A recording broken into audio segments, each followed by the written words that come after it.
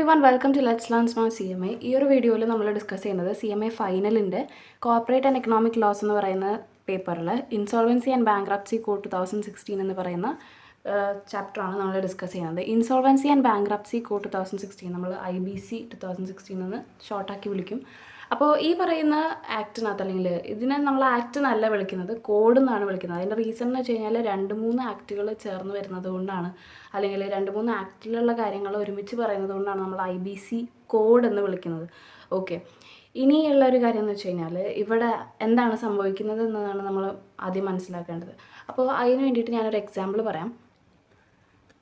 നിങ്ങൾ ഈ ഒരു എക്സാമ്പിൾ ശ്രദ്ധിക്കുക, പറ്റുമെങ്കിൽ ഒന്ന് എഴുതിയെടുത്തോളൂ, അപ്പോൾ നിങ്ങൾക്കൊരു ഐഡിയ കിട്ടും. അപ്പോൾ എവിടെ എന്താ സംഭവിക്കുന്നത് വെച്ച് കഴിഞ്ഞാൽ ABC limited had borrowed ₹1.5 crore from SBI. ABC limited did not pay back the amount. ABC SBIയുടെ കയ്യിൽ നിന്ന് 1.5 കോടി രൂപ ബോറോ ചെയ്തു. പക്ഷേ ABC ലിമിറ്റഡ് എന്ന് പറയുന്ന കമ്പനി അത് തിരിച്ചടച്ചില്ല, അതായത് അവർ പേയ്മെൻറ്റിൽ ഡിഫോൾട്ട് വരുത്തി. അങ്ങനെ ആയിക്കഴിഞ്ഞാൽ SBIക്ക് എന്തൊക്കെ ചെയ്യാം? SBIക്ക് NCLT, നമുക്കറിയാം NCLT എന്താണെന്നുള്ളത്, നാഷണൽ കമ്പനി ലോ ട്രിബ്യൂണൽ. അപ്പോൾ അവർക്ക് നമ്മൾക്ക് ആപ്ലിക്കേഷൻ കൊടുക്കാം. അപ്പോൾ NCLTക്ക് ഇത് എന്ത് ചെയ്യാം? ഒന്നുകിൽ ഈ ആപ്ലിക്കേഷൻ അഡ്മിറ്റ് ചെയ്യാം, അല്ലെങ്കിൽ ആപ്ലിക്കേഷൻ റിജക്റ്റ് ചെയ്യാം. ഓക്കെ, അപ്പോൾ ഇവർ ആപ്ലിക്കേഷൻ അഡ്മിറ്റ് ചെയ്യുകയാണെങ്കിൽ എന്താ സംഭവിക്കുന്നതെന്ന് വെച്ച് കഴിഞ്ഞാൽ IBC ആക്ട് പ്രകാരം നമ്മൾ ഒരു ഇൻസോൾവൻസി റെസൊല്യൂഷൻ പ്രൊഫഷണലിനെ അപ്പോയിൻറ്റ് ചെയ്യും. ഇൻസോൾവൻസി റെസൊല്യൂഷൻ പ്രൊഫഷണലിനെ നമ്മൾ ഈ പറയുന്ന ABC എന്ന് പറയുന്ന ആൾ ഡെപ്റ്ററാണ്, SBI എന്ന് പറയുന്നത് ക്രെഡിറ്ററാണ്. ക്രെഡിറ്ററിൻ്റെ ആപ്ലിക്കേഷൻ NCLTയിൽ എത്തി. NCLT അത് അഡ്മിറ്റ് ചെയ്ത് കഴിഞ്ഞാൽ നമ്മളൊരു ഇൻസോൾവൻസി റെസൊല്യൂഷൻ പ്രൊഫഷണലിനെ അപ്പോയിൻറ്റ് ചെയ്യും. ആ ഇൻസോൾവൻസി എന്തിനാണ് നമ്മൾ അയാളെ അപ്പോയിൻറ്റ് ചെയ്യുന്നത്? To conduct further actions. പല കാര്യങ്ങളും ഇനി മുന്നോട്ട് ചെയ്യാനുണ്ട്. അതൊക്കെ മുന്നോട്ട് നടത്താൻ വേണ്ടിയിട്ട്, അല്ലെങ്കിൽ അതൊക്കെ ചെയ്യാൻ വേണ്ടിയിട്ടാണ് നമ്മൾ ഈ ഒരു IRP അല്ലെങ്കിൽ ഇൻസോൾവൻസി റെസൊല്യൂഷൻ പ്രൊഫഷണലിനെ അപ്പോയിൻറ്റ് ചെയ്യുന്നത്. ഈ പറയുന്ന ഇൻസോൾവൻസി റെസൊല്യൂഷൻ പ്രൊഫഷണൽ എന്ന് പറയുന്ന ആൾ ഒരു ഇൻസോൾവൻസി പ്രൊഫഷണൽ ആയിരിക്കണം. ഇൻസോൾവൻസി പ്രൊഫഷണൽ എന്ന് വെച്ചാൽ IP എന്ന് പറഞ്ഞു കഴിഞ്ഞാൽ person who has qualified the exam conducted by insolvency professional agency. IPA എന്ന് പറയുന്ന ഏജൻസീസ് കണ്ടക്ട് ചെയ്തിട്ടുള്ള എക്സാംസ് പാസ്സായിട്ടുള്ള, ക്വാളിഫൈ ചെയ്തിട്ടുള്ള ആളായിരിക്കും ഇൻസോൾവൻസി പ്രൊഫഷണൽ എന്ന് പറയുന്നത്. ഓക്കെ, അപ്പോൾ നമ്മൾക്ക് ഇൻസോൾവൻസി പ്രൊഫഷണൽ ഏജൻസി എന്ന് ഏതൊക്കെയാണെന്ന് ചോദിച്ചു കഴിഞ്ഞാൽ നമ്മുടെ ICAI, ICMAI, ICSI ഒക്കെ ഇൻസോൾവൻസി പ്രൊഫഷണൽ ഏജൻസിയാണ്. ഓക്കെ, ഈ ഇൻസോൾവൻസി പ്രൊഫഷണൽ എന്ന് പറയുന്ന ആൾ ഒരു CAO അല്ലെങ്കിൽ CMAO CSO ആയിരിക്കണം. ഓക്കെ, അപ്പോൾ നമ്മൾ വളരെ ബ്രീഫായിട്ട് ഇതിനകത്ത് വരുന്ന കുറച്ച് കാര്യങ്ങളൊന്ന് പറഞ്ഞു, അല്ലെങ്കിൽ പെട്ടെന്ന് ഇതൊക്കെ എടുത്ത് പറയുമ്പോൾ നമ്മൾക്ക് ഭയങ്കര എന്തുകൊണ്ടത് അങ്ങനെ ഒരു സംശയം നമുക്ക് തോന്നാം. അപ്പോൾ ഇവിടെ എന്താ സംഭവിച്ചത്? ഒരു ഡെപ്റ്റർ ഉണ്ടായിരുന്നു, അയാളുടെ പേയ്മെൻറ്റ് കൊടുത്തില്ല, അതായത് ഡെപ്റ്റ് പേ ചെയ്തില്ല, ഡിഫോൾട്ട് വരുത്തി. അപ്പോൾ ആ ക്രെഡിറ്റർ എന്ത് ചെയ്തു? ആപ്ലിക്കേഷൻ കൊടുത്തു NCLTക്ക്. അപ്പോൾ NCLT അത് അഡ്മിറ്റ് ചെയ്യുകയോ റിജക്റ്റ് ചെയ്യുകയോ ചെയ്യാം. അഡ്മിറ്റ് ചെയ്യുകയാണെങ്കിൽ നമ്മളൊരു IRPനെ അപ്പോയിൻറ്റ് ചെയ്തു. IRP എന്ന് പറയുന്ന ആൾ ഒരു IP ആയിരിക്കും. ആ IP എന്ന് പറയുന്ന ആൾ എന്താണ്? ആക്ച്വലി അയാൾ IPA നടത്തിയ എക്സാം പാസ്സായിട്ടുള്ള ഒരാളാണ്, അല്ലെങ്കിൽ അയാളൊരു CA ആയിരിക്കും, CMA ആയിരിക്കും, CS ആയിരിക്കും. അപ്പോൾ ഇങ്ങനെയുള്ള ഒരാൾ മാത്രമേ ഇൻസോൾവൻസി റെസൊല്യൂഷൻ പ്രൊഫഷണലായിട്ട് നമ്മൾ ഈ പറയുന്ന സിറ്റുവേഷനിൽ നമ്മൾ എന്ത് ചെയ്യാൻ പാടുള്ളൂ? അപ്പോയിൻറ്റ് ചെയ്യാൻ പാടുള്ളൂ. ഓക്കെ, ഇനി നമുക്കിത് നോക്കാം. ഈ ഇൻസോൾവൻസി ആൻഡ് ബാങ്ക്രപ്സി കോഡ് 2016 എന്തിനൊക്കെയാണ് ഡീൽ ചെയ്യുന്നത്? It deals with corporates, individuals, partnerships and other entities. ഇതിൽ കൂടുതൽ എക്സ്പ്ലനേഷൻ വേണ്ടല്ലോ, ഇവരുടെയൊക്കെ കാര്യങ്ങൾ ഡീൽ ചെയ്യും. ഓക്കെ, പിന്നെ it is A creditor driven insolvency resolution. Creditor driven insolvency resolution എന്ന് വെച്ച് കഴിഞ്ഞാൽ ഇപ്പോൾ തന്നെ നമ്മൾ ആ എക്സാമ്പിളിൽ പറഞ്ഞു, ABC ലിമിറ്റഡ് എന്ന് പറയുന്ന കമ്പനി അവരുടെ ക്രെഡിറ്റർക്ക് പൈസ കൊടുത്തില്ല എന്ന് പറഞ്ഞിട്ട്. അപ്പോൾ അങ്ങനെ ഒരു കേസ് വരുമ്പോൾ ക്രെഡിറ്ററായിട്ടുള്ള SBI ആണ് NCLTക്ക് ആപ്ലിക്കേഷൻ കൊടുത്തത്. എന്ത് ചെയ്യാൻ വേണ്ടിയിട്ട്? എന്തെങ്കിലും ഒന്ന് പൈസ എങ്ങനെയെങ്കിലും ഒന്ന് കിട്ടാൻ വേണ്ടിയിട്ടുള്ള എന്തെങ്കിലും ഒരു വകുപ്പുണ്ടോ നോക്കാൻ വേണ്ടിയിട്ടാണ് അയാൾ ആപ്ലിക്കേഷൻ കൊടുക്കുന്നത്. അതിൻ്റെ അത് എന്തുകൊണ്ടാണെന്നൊക്കെയുള്ള കാര്യങ്ങൾ നമ്മൾ മുന്നോട്ട് പോകുമ്പോൾ പഠിക്കും. ഓക്കെ, അപ്പോൾ അങ്ങനെ അയാളാണ് ചെയ്യുന്നത്. ഓക്കെ, ചില കേസുകളിൽ ഡെപ്റ്ററും ഈ റെസൊല്യൂഷന് വേണ്ടിയിട്ട്, അല്ലെങ്കിൽ ഡെപ്റ്ററും ഇത് ഇനീഷ്യേറ്റ് ചെയ്യാം, അല്ലെങ്കിൽ ഡെപ്റ്റർക്കും ഇങ്ങനെ NCLTയിലേക്ക് ആപ്ലിക്കേഷനൊക്കെ കൊടുക്കാം, അത് നമ്മൾ പറയും. പക്ഷേ ഈ ക്രെഡിറ്റർ ഡ്രിവൺ ഇൻസോൾവൻസി റെസൊല്യൂഷനാണ് IBC കോഡ് എന്ന് പറയുന്നത്. അല്ലെങ്കിൽ ഈ IBC എന്ന് പറയുന്ന പരിപാടിയിൽ ഒരു ക്രെഡിറ്റർ ഡ്രിവൺ ഇൻസോൾവൻസി റെസൊല്യൂഷൻ ആണ് സംഭവിക്കുന്നതെന്ന് പറഞ്ഞു കഴിഞ്ഞാൽ നമ്മളിവിടെ പറഞ്ഞ പോലെ SBI ഇനീഷ്യേറ്റ് ചെയ്യുന്നു എന്തിലേക്ക്? NCLTയിലേക്ക്. ഇങ്ങനെ ആപ്ലിക്കേഷൻ കൊടുത്തത് എന്തെങ്കിലും ഒന്ന് ചെയ്ത് സെറ്റാക്കി തരാൻ വേണ്ടിയിട്ട് ക്രെഡിറ്ററാണ് ചെയ്യുന്നതെങ്കിൽ അതിനാണ് ക്രെഡിറ്റർ ഡ്രിവൺ ഇൻസോൾവൻസി റെസൊല്യൂഷൻ എന്ന് പറയുന്നത്. ഇനി നമ്മൾ നോക്കുകയാണെങ്കിൽ IBCയിൽ എന്താണ് സംഭവിക്കുന്നതെന്ന് ചോദിച്ചു കഴിഞ്ഞാൽ, ഇൻസോൾവൻ്റ് ആയിട്ടുള്ള ഇൻസോൾവൻ്റ് ആയിട്ടുള്ള എന്തെങ്കിലും ഒരു എൻറ്റിറ്റീനെ സോൾവൻ്റ് ആക്കാനായിട്ടാണ് നമ്മൾ മെയിനായിട്ടുള്ള ഒബ്ജക്റ്റീവ്, നമ്മുടെ IBCയിലെ മെയിനായിട്ടുള്ള ഒബ്ജക്റ്റീവ് എന്താണ്? ഇൻസോൾവൻ്റ് ആയിട്ടുള്ളതിനെ സോൾവൻ്റ് ആക്കുക. അപ്പോൾ ഇൻസോൾവൻസി, ബാങ്ക്രപ്സി ഇതൊക്കെ നമ്മൾ മുമ്പ് ചിലപ്പോൾ കേട്ടിട്ടുണ്ടാവില്ല. അതെന്താണെന്നുള്ളത് ഞാൻ കൃത്യമായിട്ട് പറയാം, താഴെ എഴുതിയിട്ടുണ്ട്. ഓക്കെ, അപ്പോൾ ഇതൊന്ന് ഓർത്ത് വയ്ക്കുക നിങ്ങൾ. ഇത് എവിടെയെങ്കിലും നോട്ട് ചെയ്ത് വെച്ചോളൂ, അത് ഇമ്പോർട്ടൻ്റ് ആണ്. ഇൻസോൾവൻ്റ് ആയിട്ടുള്ളതിനെ സോൾവൻ്റ് ആക്കാൻ വേണ്ട എല്ലാ പരിശ്രമവും നമ്മൾ ചെയ്യും. ഓക്കെ, അത്രയേ ഉള്ളൂ. എന്താണ്? ഇൻസോൾവൻ്റ് ആയിട്ടുള്ളതിനെ സോൾവൻ്റ് ആക്കാനുള്ള എല്ലാ പരിശ്രമങ്ങളും നമ്മൾ ചെയ്യും. ഓക്കെ, ഇനി ഇതിൽ പറയുന്നത് it over ride certain acts. IBC എന്ന് പറയുന്നത് കുറേ ആക്ട്സിനെ ഓവർ റൈഡ് ചെയ്യും. അത് പേജ് നമ്പർ 183 കൊടുത്തിട്ടുണ്ട്, അത് നിങ്ങളൊന്ന് നോക്കിയാൽ മതി. ഓക്കെ, പിന്നെ ഈ ഒരു കോഡ് വരുന്നതിന് തൊട്ട് മുമ്പ് ഒരു IBC ബില്ലുണ്ടായിരുന്നു. അത് നവംബർ 2015 പിന്നെ BLRC എന്ന് പറഞ്ഞൊരു കമ്മിറ്റി ഇതിനു വേണ്ടി ഫോം ചെയ്തായിരുന്നു. ഇതിൻ്റെ കാര്യങ്ങളൊക്കെ ഡിസൈഡ് ചെയ്യാനും പ്രൊവിഷൻസ് ഒക്കെ ക്രിയേറ്റ് ചെയ്യാനും ആയിട്ട് ഒരു ബാങ്ക്രപ്സി ലോ റിഫോംസ് കമ്മിറ്റി എന്ന് പറഞ്ഞിട്ട് BLRC കമ്മിറ്റി ഫോം ചെയ്തിട്ടുണ്ടായിരുന്നു. ഇനി ആണ് നമ്മൾ മെയിനായിട്ടുള്ള ടോപ്പിക്കിലേക്കൊക്കെ കടക്കുന്നത്. എന്താണ് നമ്മുടെ IBCയുടെ പർപ്പസ് എന്താണ്? IBCയുടെ പർപ്പസ് എന്താണെന്ന് ചോദിച്ചു കഴിഞ്ഞാൽ, ഒന്നാമത്തത് to maximise value of assets, to promote entrepreneurship and availability of credit of persons. നമ്മൾ ആദ്യം പറഞ്ഞു കുറച്ച് ആൾക്കാരെയാണ് ഡീൽ ചെയ്യുന്നത്, corporate, individuals, partnerships and other entities. അവരുടെ അസറ്റ്സിൻ്റെ വാല്യൂ മാക്സിമൈസ് ചെയ്യുക, അതുപോലെ തന്നെ അവരുടെ ഓൺട്രപ്രണർഷിപ്പ് പ്രൊമോട്ട് ചെയ്യുക, അതുപോലെ തന്നെ അവൈലബിലിറ്റി ഓഫ് ക്രെഡിറ്റ്, അതാണ് ഏറ്റവും ഇമ്പോർട്ടൻറ്റ്. അതായത് അവർക്ക് അവരുടെ ക്രെഡിറ്റേഴ്സിന് പൈസ കൊടുക്കാനില്ലാത്തൊരു സിറ്റുവേഷൻ വന്നു കഴിഞ്ഞാൽ അത് മാനേജ് ചെയ്യാനായിട്ട് അവരെ ഹെൽപ്പ് ചെയ്യുക. ഓക്കെ, പിന്നെ balance interest of all stakeholders ആരാന്നുള്ളത് നമ്മൾക്കറിയാം. നമ്മുടെ ഷെയർ ഹോൾഡേഴ്സ് വരും, ഡിബെഞ്ചർ ഹോൾഡേഴ്സ് ഉണ്ടെങ്കിൽ അവർ വരും, ക്രെഡിറ്റേഴ്സ്, അങ്ങനെ എല്ലാവരും ചേർന്ന് വരുന്ന ഒരു ഗ്രൂപ്പിനെയാണ് നമ്മൾ സ്റ്റേക്ക് ഹോൾഡേഴ്സ് എന്ന് വിളിക്കുന്നത്. അപ്പോൾ പലർക്കും പല ആവശ്യങ്ങളായിരിക്കും. അപ്പോൾ ഇവർ ഇങ്ങനെ ഒരു പ്രശ്നത്തിൽപ്പെട്ട ഒരു സിറ്റുവേഷൻ ആണെങ്കിൽ, അല്ലെങ്കിൽ ഇൻസോൾവൻ്റ് ആകുന്ന ഒരു സിറ്റുവേഷനിൽ എല്ലാ സ്റ്റേക്ക് ഹോൾഡേഴ്സിൻ്റെയും ഇൻട്രസ്റ്റ്, അവരുടെ എല്ലാവരുടെയും താല്പര്യങ്ങൾ ബാലൻസ് ചെയ്ത് കൊണ്ടുപോകാനായിട്ട് IBC എന്ന് പറയുന്ന കോഡ് സഹായിക്കും, അല്ലെങ്കിൽ അങ്ങനെ ഒരു പർപ്പസും കൂടി ഇതിനുണ്ട്. പിന്നെ എസ്റ്റാബ്ലിഷ് IBBI എന്താണെന്നുള്ളത് ഞാൻ പറയാം. ഓക്കെ, അതൊരു റെഗുലേറ്ററി ബോഡിയാണ്. ഈ കോഡിൻ്റെ റെഗുലേറ്ററി ബോഡിയാണ് IBBI, അതായത് insolvency and bankruptcy board of India എന്ന് പറയുന്നത്. അത് നമുക്ക് പറയാം. ഓക്കെ, അപ്പോൾ ഇനി നമ്മൾ ആപ്ലിക്കബിലിറ്റിയിലേക്ക് പോവുകയാണ്. അതിൽ ഞാൻ പറയുന്നുണ്ട് ഇൻസോൾവൻസി എന്താണ്, ബാങ്ക്രപ്സി എന്താണെന്നൊക്കെ. ഓക്കെ, അപ്പോൾ ആപ്ലിക്കബിലിറ്റി എന്ന് പറയുമ്പോൾ ഈ കോഡ് എവിടേക്കൊക്കെ ആപ്ലിക്കബിൾ ആണ്? ഹോൾ ഓഫ് ഇന്ത്യയിലേക്ക് ആപ്ലിക്കബിൾ ആണ്. അതുപോലെ provisions of IBC are related to the insolvency, liquidation, voluntary liquidation or bankruptcy.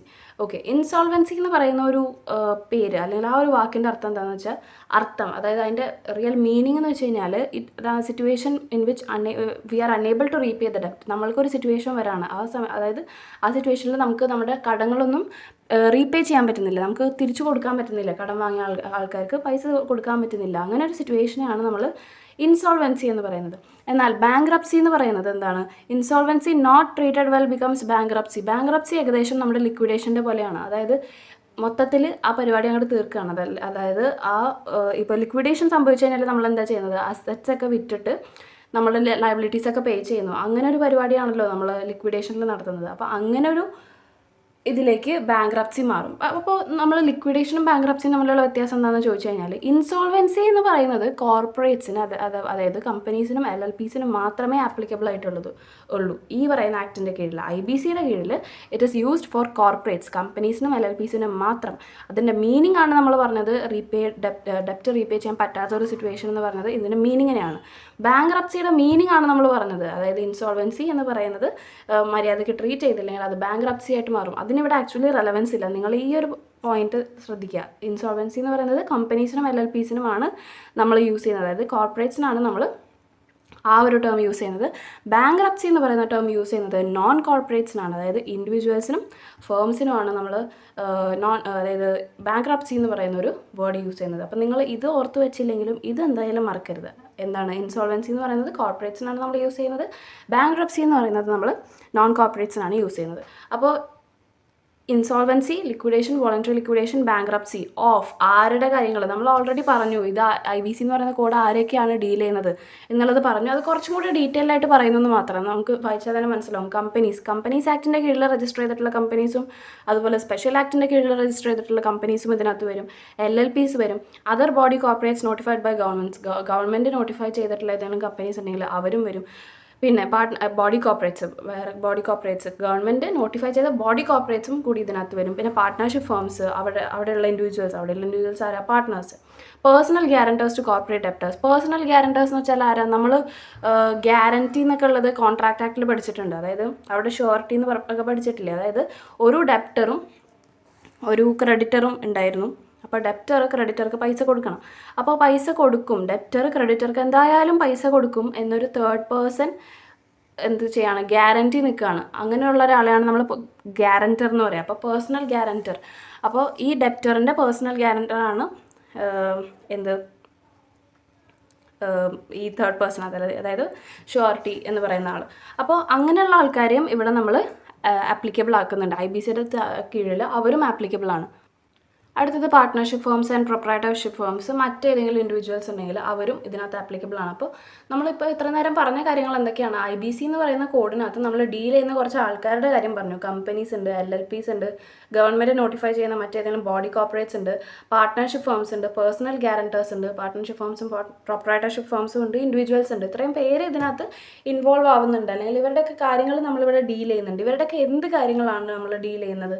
Insolvency, liquidation, voluntary liquidation, bankruptcy. ഇൻസോൾവൻസിയും ബാങ്ക്രപ്സി എന്താണെന്നുള്ളതും അത് ആരാണ് ഡീൽ ചെയ്യുന്നത് എന്നുള്ളത് നമ്മൾ കൃത്യമായിട്ട് പറഞ്ഞു. ഇൻസോൾവൻസി എന്ന് പറയുന്നത് കോർപ്പറേറ്റ്സിനും ബാങ്ക്രപ്സി എന്ന് പറയുന്നത് നോൺ കോർപ്പറേറ്റ്സിനുമാണ് മെയിനായിട്ട് ഡീൽ ചെയ്യുന്നത്. ഓക്കെ, ഇനി ഇതിന് നോൺ ആപ്ലിക്കബിലിറ്റി എന്താണെന്നുള്ളത് നമുക്ക് നോക്കാം. അതായത് IBC അപ്ലൈ ചെയ്യാൻ പറ്റാത്ത സെക്ടേഴ്സ് അല്ലെങ്കിൽ അപ്ലൈ ചെയ്യാൻ പറ്റാത്ത ഒരു ഏരിയാസ് ഏതൊക്കെയാണ്? Corporates and financial sector. അതായത് corporate person excludes financial service providers. Financial service പ്രൊവൈഡേഴ്സിന് ഒരിക്കലും IBC എന്ന് പറയുന്ന കോഡ് ആപ്ലിക്കബിൾ അല്ല. ഓക്കെ, അപ്പോൾ അവരാരൊക്കെയാണെന്നുള്ളതാണ് നമ്മൾ അടുത്ത് നോക്കുന്നത്. Bank, financial institutions, insurance company, asset reconstruction company, mutual funds, collective investment schemes, അതുപോലെ പെൻഷൻ ഫണ്ട്സ്. ഇങ്ങനെയുള്ള ആൾക്കാരൊക്കെ ഫിനാൻഷ്യൽ സർവീസ് പ്രൊവൈഡേഴ്സ് ആണ്. ഇവർക്കൊന്നും IBC എന്ന് പറയുന്ന കോഡ് ആപ്ലിക്കബിൾ അല്ല. ഇതിൽ കൂടുതൽ എക്സ്പ്ലെയിൻ ചെയ്യാനൊന്നുമില്ല. ഇവർക്കൊന്നും IBC എന്ന് പറയുന്നത് ആപ്ലിക്കബിൾ അല്ല. ഇനി അടുത്തതാണ് നമ്മുടെ ചാപ്റ്ററിൻ്റെ വളരെ ഇമ്പോർട്ടൻ്റ് ആയിട്ടുള്ള ഒരു ഏരിയ ആണ് റെഗുലേറ്ററി മെക്കാനിസം ഓഫ് IBC. അതായത് IBCയുടെ മെയിൻ ആയിട്ടുള്ള റെഗുലേറ്റർ എന്താണ്, അല്ലെങ്കിൽ റെഗുലേറ്ററി മെക്കാനിസം എങ്ങനെയാണ് എന്നുള്ളത് നമ്മൾ നോക്കാൻ പോവാണ്. റെഗുലേറ്ററി മെക്കാനിസം ഓഫ് IBC എന്ന് പറയുന്നത് 5 പില്ലേഴ്സിനെ ബേസ് ചെയ്തിട്ടാണ്. ഓക്കെ, റെഗുലേറ്ററി മെക്കാനിസം ഓഫ് IBC എന്ന് പറയുന്നത് 5 പില്ലേഴ്സിനെ ബേസ് ചെയ്തിട്ടാണ്. നമ്മൾ പറഞ്ഞു, നമ്മൾ പർപ്പസ് ഓഫ് IBC കോഡ് എന്നുള്ളതിൽ നമ്മൾ പറഞ്ഞു എസ്റ്റാബ്ലിഷ് IBBI. IBBI എന്ന് പറയുന്നത് insolvency and bankruptcy board of India ആണ്. അവരാണ് ഈ പറയുന്ന കോഡിൻ്റെ റെഗുലേറ്ററി ബോഡി. ഓക്കെ, ഇനി അതിന് താഴെ തന്നെ അഡ്ജൂഡിക്കേറ്റിംഗ് അതോറിറ്റി വരുന്നുണ്ട്. അഡ്ജൂഡിക്കേറ്റിംഗ് അതോറിറ്റി ഇവിടെ 2 പേര് വരുന്നുണ്ട്. NCLT നാഷണൽ കമ്പനി ലോ ട്രിബ്യൂണലും വരുന്നുണ്ട്, ഡെപ്റ്റ് റിക്കവറി ട്രിബ്യൂണലും വരുന്നുണ്ട്. അത് ആർക്കൊക്കെയാണ്, എന്തിനാണെന്നൊക്കെ ഉള്ളത് നമ്മൾ പറയും. ഓക്കെ, അപ്പോൾ 2 അഡ്ജൂഡിക്കേറ്റിംഗ് അതോറിറ്റീസ് ഇവിടെ വരുന്നുണ്ട്, NCLTയും DRTയും. ഓക്കെ, ആക്ച്വലി ഇതിൽ കൂടുതലൊന്നും പറയാനില്ല, ഞാനിപ്പോൾ തന്നെ പറയാം. NCLT എന്ന് പറയുന്നത് നമ്മൾ പറഞ്ഞ പോലെ കോർപ്പറേറ്റ്സിനാണ് എന്ത് വരുന്നത്, NCLT വരുന്നത്. അതായത് നമ്മൾ പറഞ്ഞ കോർപ്പറേറ്റ്സ് ആരൊക്കെയായിരുന്നു? കമ്പനിയും LLPയും. ഇവിടെ DRT എന്ന് പറയുന്നത് നോൺ കോർപ്പറേറ്റ്സിനാണ്. ഓക്കെ, നോൺ കോർപ്പറേറ്റ്സ് നമ്മൾ ആരൊക്കെയാണ് പറഞ്ഞത്? നമ്മുടെ ഇൻഡിവിജ്വൽസും ഫേംസും. അപ്പോൾ അഡ്ജുഡിക്കേറ്റിംഗ് അതോറിറ്റി 2 പേരാണ് ഇതിൻ്റെ കീഴിൽ വരുന്നത്, NCLTയും DRTയും. NCLT എന്ന് പറയുന്നത് കോർപ്പറേറ്റിനും, DRT എന്ന് പറയുന്നത് നോൺ കോർപ്പറേറ്റിനും. ഓക്കെ, പിന്നെ വരുന്ന തേർഡ് പില്ലർ എന്ന് പറയുന്നത് ഇൻസോൾവൻസി പ്രൊഫഷണൽ ഏജൻസിയാണ്. നമ്മൾ പറഞ്ഞു, അവിടെ പറഞ്ഞു, എന്ത് പറഞ്ഞു? അഡ്മിറ്റ് ചെയ്ത് കഴിഞ്ഞാൽ, അതായത് NCLT ആയിട്ടുള്ള, അതായത് NCLT ഇപ്പോൾ ആരാന്ന് മനസ്സിലായില്ലേ? ഇവിടുത്തെ അഡ്ജൂഡിക്കേറ്റിംഗ് അതോറിറ്റിയാണ് NCLT. ഓക്കെ, അപ്പോൾ അവർ സമ്മതിച്ചു കഴിഞ്ഞാൽ, അവർ ആപ്ലിക്കേഷൻ, ക്രെഡിറ്ററിൻ്റെ ആപ്ലിക്കേഷൻ അവർ സ്വീകരിച്ചു കഴിഞ്ഞാൽ നമ്മളൊരു IRPനെ അപ്പോയിൻറ്റ് ചെയ്യേണ്ടി വരും. ആ IRP എന്ന് പറയുന്ന ഒരാൾ ശരിക്കും അയാൾ ഇൻസോൾവൻസി പ്രൊഫഷണൽ ആയിരിക്കണം. ഈ ഇൻസോൾവൻസി പ്രൊഫഷണൽ എന്ന് പറയുന്ന ആൾ ആരായിരിക്കും? അയാൾ ഇൻസോൾവൻസി പ്രൊഫഷണൽ ഏജൻസി നടത്തുന്ന എക്സാം പാസ്സായിട്ടുള്ള ഒരു പേഴ്സൺ ആയിരിക്കും. അപ്പോൾ ആ ഇൻസോൾവൻസി പ്രൊഫഷണൽ ഏജൻസിയാണ് നമ്മളിവിടെ പറയുന്നത്. അവരാണ് തേർഡ് പില്ലർ, IPA. അവരാണ് എക്സാം നടത്തുന്നത്, IPയുടെ എക്സാം, അതായത് ഇൻസോൾവൻസി പ്രൊഫഷണലിൻ്റെ എക്സാം നടത്തുന്നത് IP ആണ്. അതായത് IPയുടെ റെഗുലേറ്ററി ആരാണെന്ന് ചോദിച്ചു കഴിഞ്ഞാൽ, അതായത് ഇൻസോൾവൻസി പ്രൊഫഷണൽസിൻ്റെ റെഗുലേറ്റർ ആരാണെന്ന് ചോദിച്ചാൽ ഇൻസോൾവൻസി പ്രൊഫഷണൽ ഏജൻസീസ് ആണ്. നമ്മുടെ ICAI, ICMAI, ICSI ഒക്കെ ഇൻസോൾവൻസി പ്രൊഫഷണൽ ഏജൻസീസ് ആണ്. പിന്നെ നമ്മൾ പറഞ്ഞ ഇൻസോൾവൻസി പ്രൊഫഷണൽസ് IP ആയിട്ടുള്ള ഒരാൾക്ക് IRP ആയിട്ട് അപ്പോയിൻറ്റ് ചെയ്യപ്പെടാനായിട്ട് പറ്റുള്ളൂ. അപ്പോൾ അവരാരായിരിക്കണം? CA ആയിരിക്കാം, CSI ആയിരിക്കാം, CMA ആയിരിക്കാം. അവർക്ക് ആണ് ഇൻസോൾവൻസി റെസൊല്യൂഷൻ പ്രൊഫഷണലായിട്ടും. ഈ RP എന്നുള്ളത് അവിടെ വിട്ടേക്കൂ. IRP ആരെന്ന് ഇപ്പോൾ മനസ്സിലായില്ലേ? നമ്മൾ ഈ പറയുന്ന NCLT ആപ്ലിക്കേഷൻ അഡ്മിറ്റ് ചെയ്ത് കഴിഞ്ഞാൽ എന്തായാലും ഒരു പേഴ്സൺ അപ്പോയിൻറ്റ് ചെയ്യും. അയാളെ നമ്മൾ വിളിക്കുന്ന പേരാണ് IRP. അയാളൊരു IP ആയിരിക്കണം. അത്രയും കാര്യങ്ങളെ നമ്മൾ പറഞ്ഞിട്ടുള്ളൂ. ഓക്കെ. ഇൻഫർമേഷൻ യൂട്ടിലിറ്റീസ് എന്ന് പറഞ്ഞാൽ അതൊരു ഹബ്ബാണ്. അവിടെ കുറേ കമ്പനീസിൻ്റെയൊക്കെ അവരെന്തോരം ലോൺ എടുത്തു, എന്തോരം ചാർജസ് ഉണ്ട് അവർക്ക് എന്നുള്ളതിൻ്റെ ഒരു കംപ്ലീറ്റ് ഡീറ്റെയിൽസ് കിട്ടുന്ന ഒരു ഏരിയ ആണ് ഇൻഫർമേഷൻ യൂട്ടിലിറ്റീസ് എന്ന് പറയുന്നത്. അപ്പോൾ ഈ 5 പില്ലേഴ്സിൻ്റെ ബേസിസിലാണ് നമ്മുടെ IBCയുടെ റെഗുലേറ്ററി മെക്കാനിസം നിലനിൽക്കുന്നത്. ഏതൊക്കെയാണ്? IBBI, adjudicating authority, IPA, IP, IU, അതായത് ഇൻഫർമേഷൻ യൂട്ടിലിറ്റീസ്. ഇനി ഇതിനെ നമ്മളൊരു ഫ്ലോ ചാർട്ട് രീതിയിൽ പറയുകയാണെങ്കിൽ IBC 2016 എന്ന് പറയുന്ന കോഡിൻ്റെ താഴെ IBBI എന്ന് പറയുന്ന മെയിൻ റെഗുലേറ്ററി ബോഡി ഉണ്ട്. പിന്നെ അവരുടെ ഒപ്പം തന്നെ അഡ്ജുഡിക്കേറ്റിംഗ് അതോറിറ്റി ഉണ്ട്. അഡ്ജുഡിക്കേറ്റിംഗ് അതോറിറ്റി 2 പേരുണ്ട്, NCLTയും DRT ഉണ്ട്. NCLT എന്ന് പറയുന്നത് കോർപ്പറേറ്റിനും DRT എന്ന് പറയുന്നത് നോൺ കോർപ്പറേറ്റിനുമാണ്. ഇനി NCLTയുടെ അടുത്ത് നമ്മൾ അപ്ലൈ ചെയ്തിട്ടും നമ്മൾക്ക് എന്താ പറയുക, ന്യായമായിട്ടുള്ളൊരു വിധിയല്ല അവിടെ നിന്ന് വരുന്നതെങ്കിൽ നമുക്ക് വേണമെങ്കിൽ അപ്പീൽ പോകാം, NCLATയിലേക്ക് അപ്പീൽ പോകാം. ഇനി നോൺ കോർപ്പറേറ്റ് ആണെങ്കിൽ DRTയിൽ പോയിട്ട് ന്യായമായിട്ടുള്ളൊരു വിധി കിട്ടിയില്ലെങ്കിൽ നമുക്ക് DRATയിലേക്ക് അപ്പീൽ പോകാം. ഓക്കെ. അപ്പോൾ ഇത് അപ്പലേറ്റ് ട്രിബ്യൂണലാണ്. National company law appellate tribunal, ഡെപ്റ്റ് റിക്കവറി അപ്പലേറ്റ് ട്രിബ്യൂണലാണ് DRATയും NCLATയും. അതിനുശേഷം അവിടെ നിന്ന് നമുക്ക് ന്യായമായിട്ടുള്ളൊരു വിധി അല്ല കിട്ടുന്നെങ്കിൽ നമുക്ക് സുപ്രീം കോർട്ടിലേക്ക് പോകാം. ഓക്കെ. അപ്പോൾ അതാണ് അഡ്ജുഡിക്കേറ്റിംഗ് അതോറിറ്റീൻ്റെ ഒരു ഫ്ലോ ചാർട്ട് എന്ന് പറയുന്നത്. IBBIൻ്റെ താഴെ insolvency and bankruptcy board of ഇന്ത്യയുടെ താഴെ പിന്നെ ആരൊക്കെയാണ് വരുന്നത്? ഇൻസോൾവൻസി പ്രൊഫഷണൽ ഏജൻസീസ്, അതുപോലെ തന്നെ ഇൻസോൾവൻസി പ്രൊഫഷണൽസ്, പിന്നെ ഇൻഫർമേഷൻ യൂട്ടിലിറ്റീസ്. ഇത്രയും കാര്യങ്ങളാണ് ഈ റെഗുലേറ്ററി മെക്കാനിസം ഓഫ് IBC എന്ന് പറയുന്നതിൽ വരുന്നത്. 5 കാര്യങ്ങളാണ് IBCയുടെ റെഗുലേറ്ററി മെക്കാനിസത്തിൽ. 5 പില്ലേഴ്സാണുള്ളത്. ഏതൊക്കെയാണ്? IBBI, adjudicating authority, IPA, IP and IU. അടുത്ത് നമ്മൾ ഡിസ്കസ് ചെയ്യുന്നത് ഇമ്പോർട്ടൻ്റ് ആയിട്ടുള്ള ഡെഫിനിഷൻസ് ആണ്. കുറേ ഡെഫിനിഷൻസ് കൊടുത്തിട്ടുണ്ട് ടെക്സ്റ്റിൽ. ഞാൻ വളരെ ഇമ്പോർട്ടൻ്റ് ആയിട്ടുള്ളത്, അതായത് നമ്മൾ അറിഞ്ഞിരിക്കണമെന്ന് അത്ര നിർബന്ധമുള്ളത് മാത്രമേ ഞാനെടുത്ത് എഴുതിയിട്ടുള്ളൂ. അതും ഷോർട്ടാക്കിയിട്ടാണ് എഴുതിയിരിക്കുന്നത്. അപ്പോൾ നിങ്ങൾ ഇത് എന്തായാലും ശ്രദ്ധിക്കുക. കോർപ്പറേറ്റ് പേഴ്സൺ ആരാണ്? കമ്പനി, അതുപോലെ LLP, other person incorporated with limited liability. നമ്മൾ പറഞ്ഞ പോലെ ഫിനാൻഷ്യൽ സർവീസ് പ്രൊവൈഡർ ഇവിടെ ഉൾപ്പെടില്ല. കോർപ്പറേറ്റ് പേഴ്സൺ എന്ന് പറഞ്ഞാൽ നമ്മൾ പറഞ്ഞ കോർപ്പറേറ്റ് എന്ന് പറഞ്ഞാൽ നമ്മൾ ഡിഫൈൻ ചെയ്തത് ആരൊക്കെയായിരുന്നു? കമ്പനി, LLP, അതുപോലെ തന്നെ എന്തെങ്കിലും ലിമിറ്റഡ് ലയബിലിറ്റി ഇതിൽ കോർപ്പറേറ്റ് ചെയ്തിട്ടുള്ള അതർ പേഴ്സൺ ഉണ്ടെങ്കിൽ അവരും. പക്ഷേ യൂഷ്വലി നമ്മൾ കമ്പനി, LLP അങ്ങനെ തന്നെ പറയാം. ഓക്കെ. അതിനകത്ത് ഫിനാൻഷ്യൽ സർവീസ് പ്രൊവൈഡേഴ്സ് ഉൾപ്പെടില്ല എന്ന് മാത്രമേ ഉള്ളൂ. ഫിനാൻഷ്യൽ സർവീസ് പ്രൊവൈഡേഴ്സിൽ ആരൊക്കെ ഉൾപ്പെടാം? നമ്മൾ പറഞ്ഞു ആരൊക്കെ ഒരു ബോക്സിനകത്ത് പഠിച്ചില്ലേ? ബാങ്ക്, ഇൻഷുറൻസ് കമ്പനി, അങ്ങനെ കുറച്ച് പഠിച്ചായിരുന്നു. അപ്പോൾ അതൊക്കെയാണ് ഫിനാൻഷ്യൽ സർവീസ് പ്രൊവൈഡേഴ്സ്. ഓക്കെ. ഇനി കോർപ്പറേറ്റ് ഡെപ്റ്റർ ആരാണ്? കോർപ്പറേറ്റ് ഡെപ്റ്റർ എന്ന് പറഞ്ഞാൽ corporate person who owes a ഡെപ്റ്റ് ടു എനി പേഴ്സൺ. നമ്മളിപ്പോൾ ആദ്യം പറഞ്ഞ എക്സാമ്പിളിൽ ABC ലിമിറ്റഡ് എന്ന് പറയുന്നത് SBIക്ക് കുറച്ച് പൈസ കൊടുക്കാനുണ്ട്. അപ്പോൾ അവിടെ ആരായിരുന്നു കോർപ്പറേറ്റ് ഡെപ്റ്റർ? ABC limited. അവരാണ് പൈസ കൊടുക്കാനുള്ളത്, അവരാണ് ആ കോർപ്പറേറ്റ് പേഴ്സൺ. ഓക്കെ. അപ്പോൾ അവരാണ് നമ്മൾക്ക് കോർപ്പറേറ്റ് ഡെപ്റ്റർ എന്ന് വിളിക്കാൻ പറ്റുക. ക്രെഡിറ്റേഴ്സ് എന്ന് പറയുന്നത് കുറച്ചധികം ടൈപ്സ് ഉണ്ട് ഇവിടെ. പക്ഷേ മെയിനായിട്ട് ഈ ആദ്യത്തെ 1, 2 ക്രെഡിറ്റ്, ഓക്കെ 3 കൂടെ നമ്മൾ ചില സമയത്ത് ഡിസ്കസ് ചെയ്യാറുണ്ട്. പക്ഷേ ആദ്യത്തെ 1, 2 കൂടുതൽ റെലവൻസ് ഇപ്പോൾ നമുക്ക് പഠിക്കുമ്പോൾ. ഒന്നാമത്തത് ഫിനാൻഷ്യൽ ക്രെഡിറ്റർ എന്ന് പറയുമ്പോൾ ബാങ്കുകളൊക്കെ. ഓക്കെ. അതായത് നിങ്ങളിങ്ങനെ വിചാരിച്ചാൽ മതി, നമ്മൾ ഫിനാൻഷ്യൽ ഡെപ്റ്റ് ബോറോ ചെയ്യുമ്പോൾ, അതായത് അതിലേക്ക് നമ്മൾ എന്തായാലും വരുന്നുണ്ട്. അതുകൊണ്ട് ആദ്യം നമുക്ക് ടൈപ്സ് പറയാം. Financial creditor, operational creditor, secured creditor, unsecured creditor, decree holder. അപ്പോൾ ഇതിനകത്ത് ബാക്കിയൊക്കെ ക്രെഡിറ്റേഴ്സും. ഇത് ഡിക്രി ഹോൾഡർ എന്ന് വെച്ച് കഴിഞ്ഞാൽ കോടതിയിൽ നിന്ന് ഒരു വിധി കിട്ടി, ആ വിധി അയാൾക്ക് അനുകൂലമായിട്ടാണ് കിട്ടിയേക്കുന്നത് എങ്കിൽ അയാളെ നമ്മൾ ഡിക്രി ഹോൾഡർ എന്ന് വിളിക്കുന്നത്. ഇപ്പം നിങ്ങൾക്ക് കോടതിയിൽ നിന്നൊരു വിധി നിങ്ങൾക്ക് അനുകൂലമായിട്ട് കിട്ടിയെങ്കിൽ നിങ്ങളെ നമുക്ക് ഡിക്രി ഹോൾഡർ എന്ന് വിളിക്കാം. ഓക്കെ. അങ്ങനെയുള്ള ഒരാളാണ് ഡിക്രി ഹോൾഡർ എന്ന് പറയുന്നത്. ഇനി ഫിനാൻഷ്യൽ ക്രെഡിറ്റർ എന്താണ്, ഓപ്പറേഷണൽ ക്രെഡിറ്റർ എന്താണെന്ന് നമുക്ക് നോക്കാം. ഫിനാൻഷ്യൽ ക്രെഡിറ്റർ എന്ന് പറഞ്ഞു കഴിഞ്ഞാൽ person to whom a financial ഡെപ്റ്റ് ഇസ് ഓഡ്, അതായത് ഡെപ്റ്റ് വിത്ത് ഇൻട്രസ്റ്റ് വരുന്ന അങ്ങനൊരു ഡെപ്റ്റ് നമ്മൾ ഒരാൾക്ക് ചെയ്യുന്നുണ്ടെങ്കിൽ, അങ്ങനെയുള്ള ഒരാൾക്ക് നമ്മൾ പൈസ കൊടുക്കാനുണ്ടെങ്കിൽ നമ്മൾ അയാളെ ഫിനാൻഷ്യൽ ക്രെഡിറ്റർ എന്ന് വിളിക്കും. ഇനി ഓപ്പറേഷണൽ ക്രെഡിറ്റർ ആണെങ്കിൽ person to whom an operational ഡെപ്റ്റ് ഇസ് ഓഡ്. ഓപ്പറേഷണൽ ഡെപ്റ്റ് എന്ന് പറഞ്ഞാൽ എന്താണ്?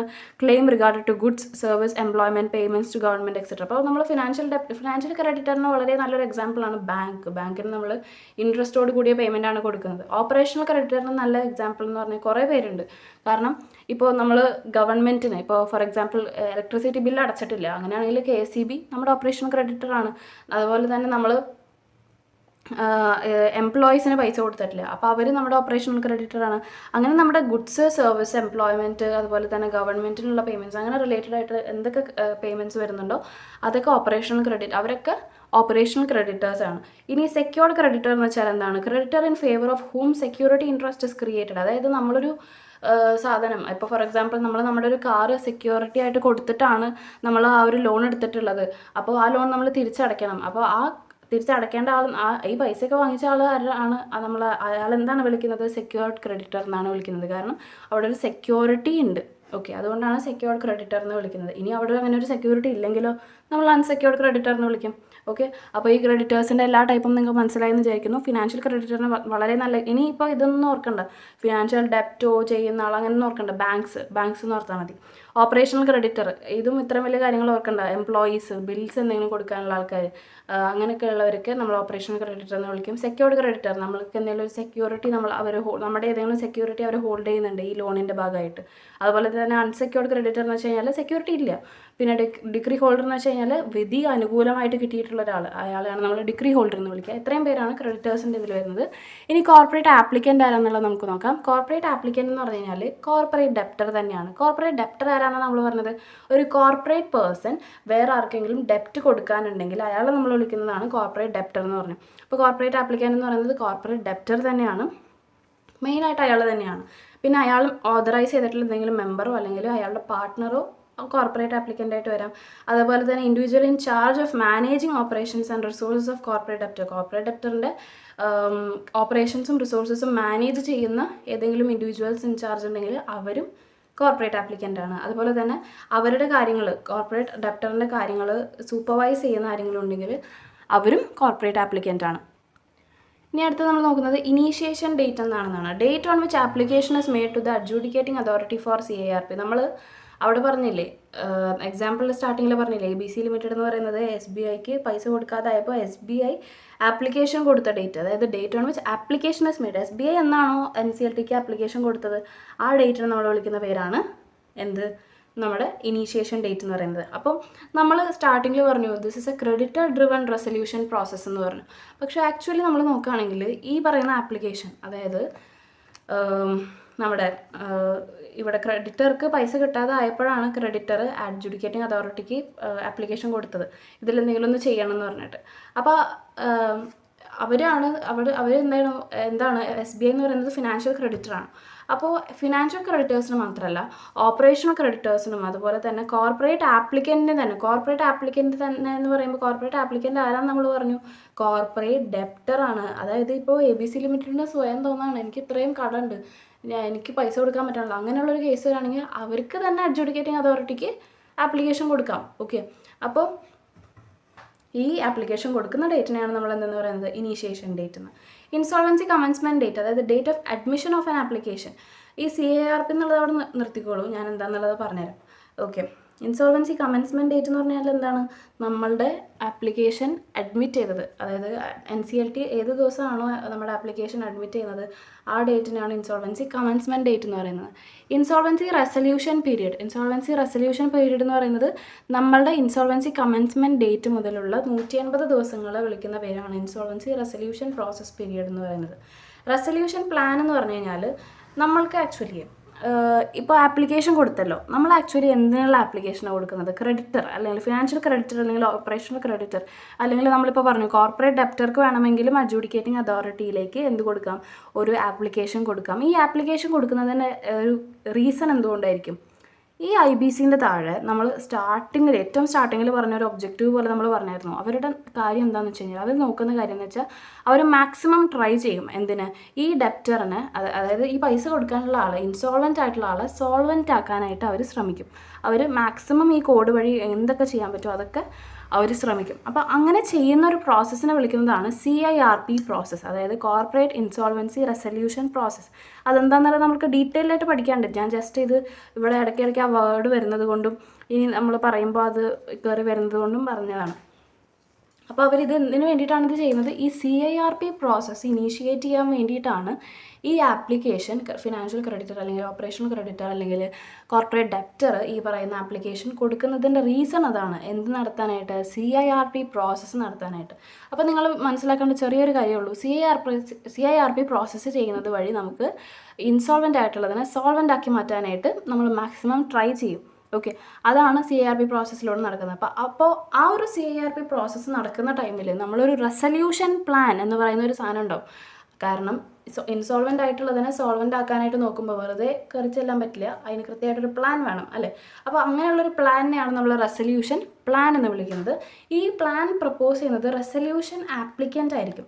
ഓക്കെ, അപ്പോൾ റെസല്യൂഷൻ ആപ്ലിക്കൻ്റ് ആരാന്നുള്ളത് നമ്മൾ പറയും. Plan proposed by resolution applicant for insolvency resolution of the corporate debtor as a going concern. അതായത് ഈ ഇൻസോൾവൻ്റ് ആയിട്ടുള്ളതിനെ നമ്മൾക്ക് സോൾവൻ്റ് ആക്കി മാറ്റി അത് ഗോയിങ് കൺസേൺ ആയിട്ട് സ്ഥിരമായിട്ട് ഇനി മുന്നോട്ട് ഈ കമ്പനി പോകും അല്ലെങ്കിൽ ഈ ഡെപ്റ്റർ പോകും എന്നുള്ളൊരു സ്റ്റേറ്റിലാക്കി കൊടുക്കണം നമ്മൾ.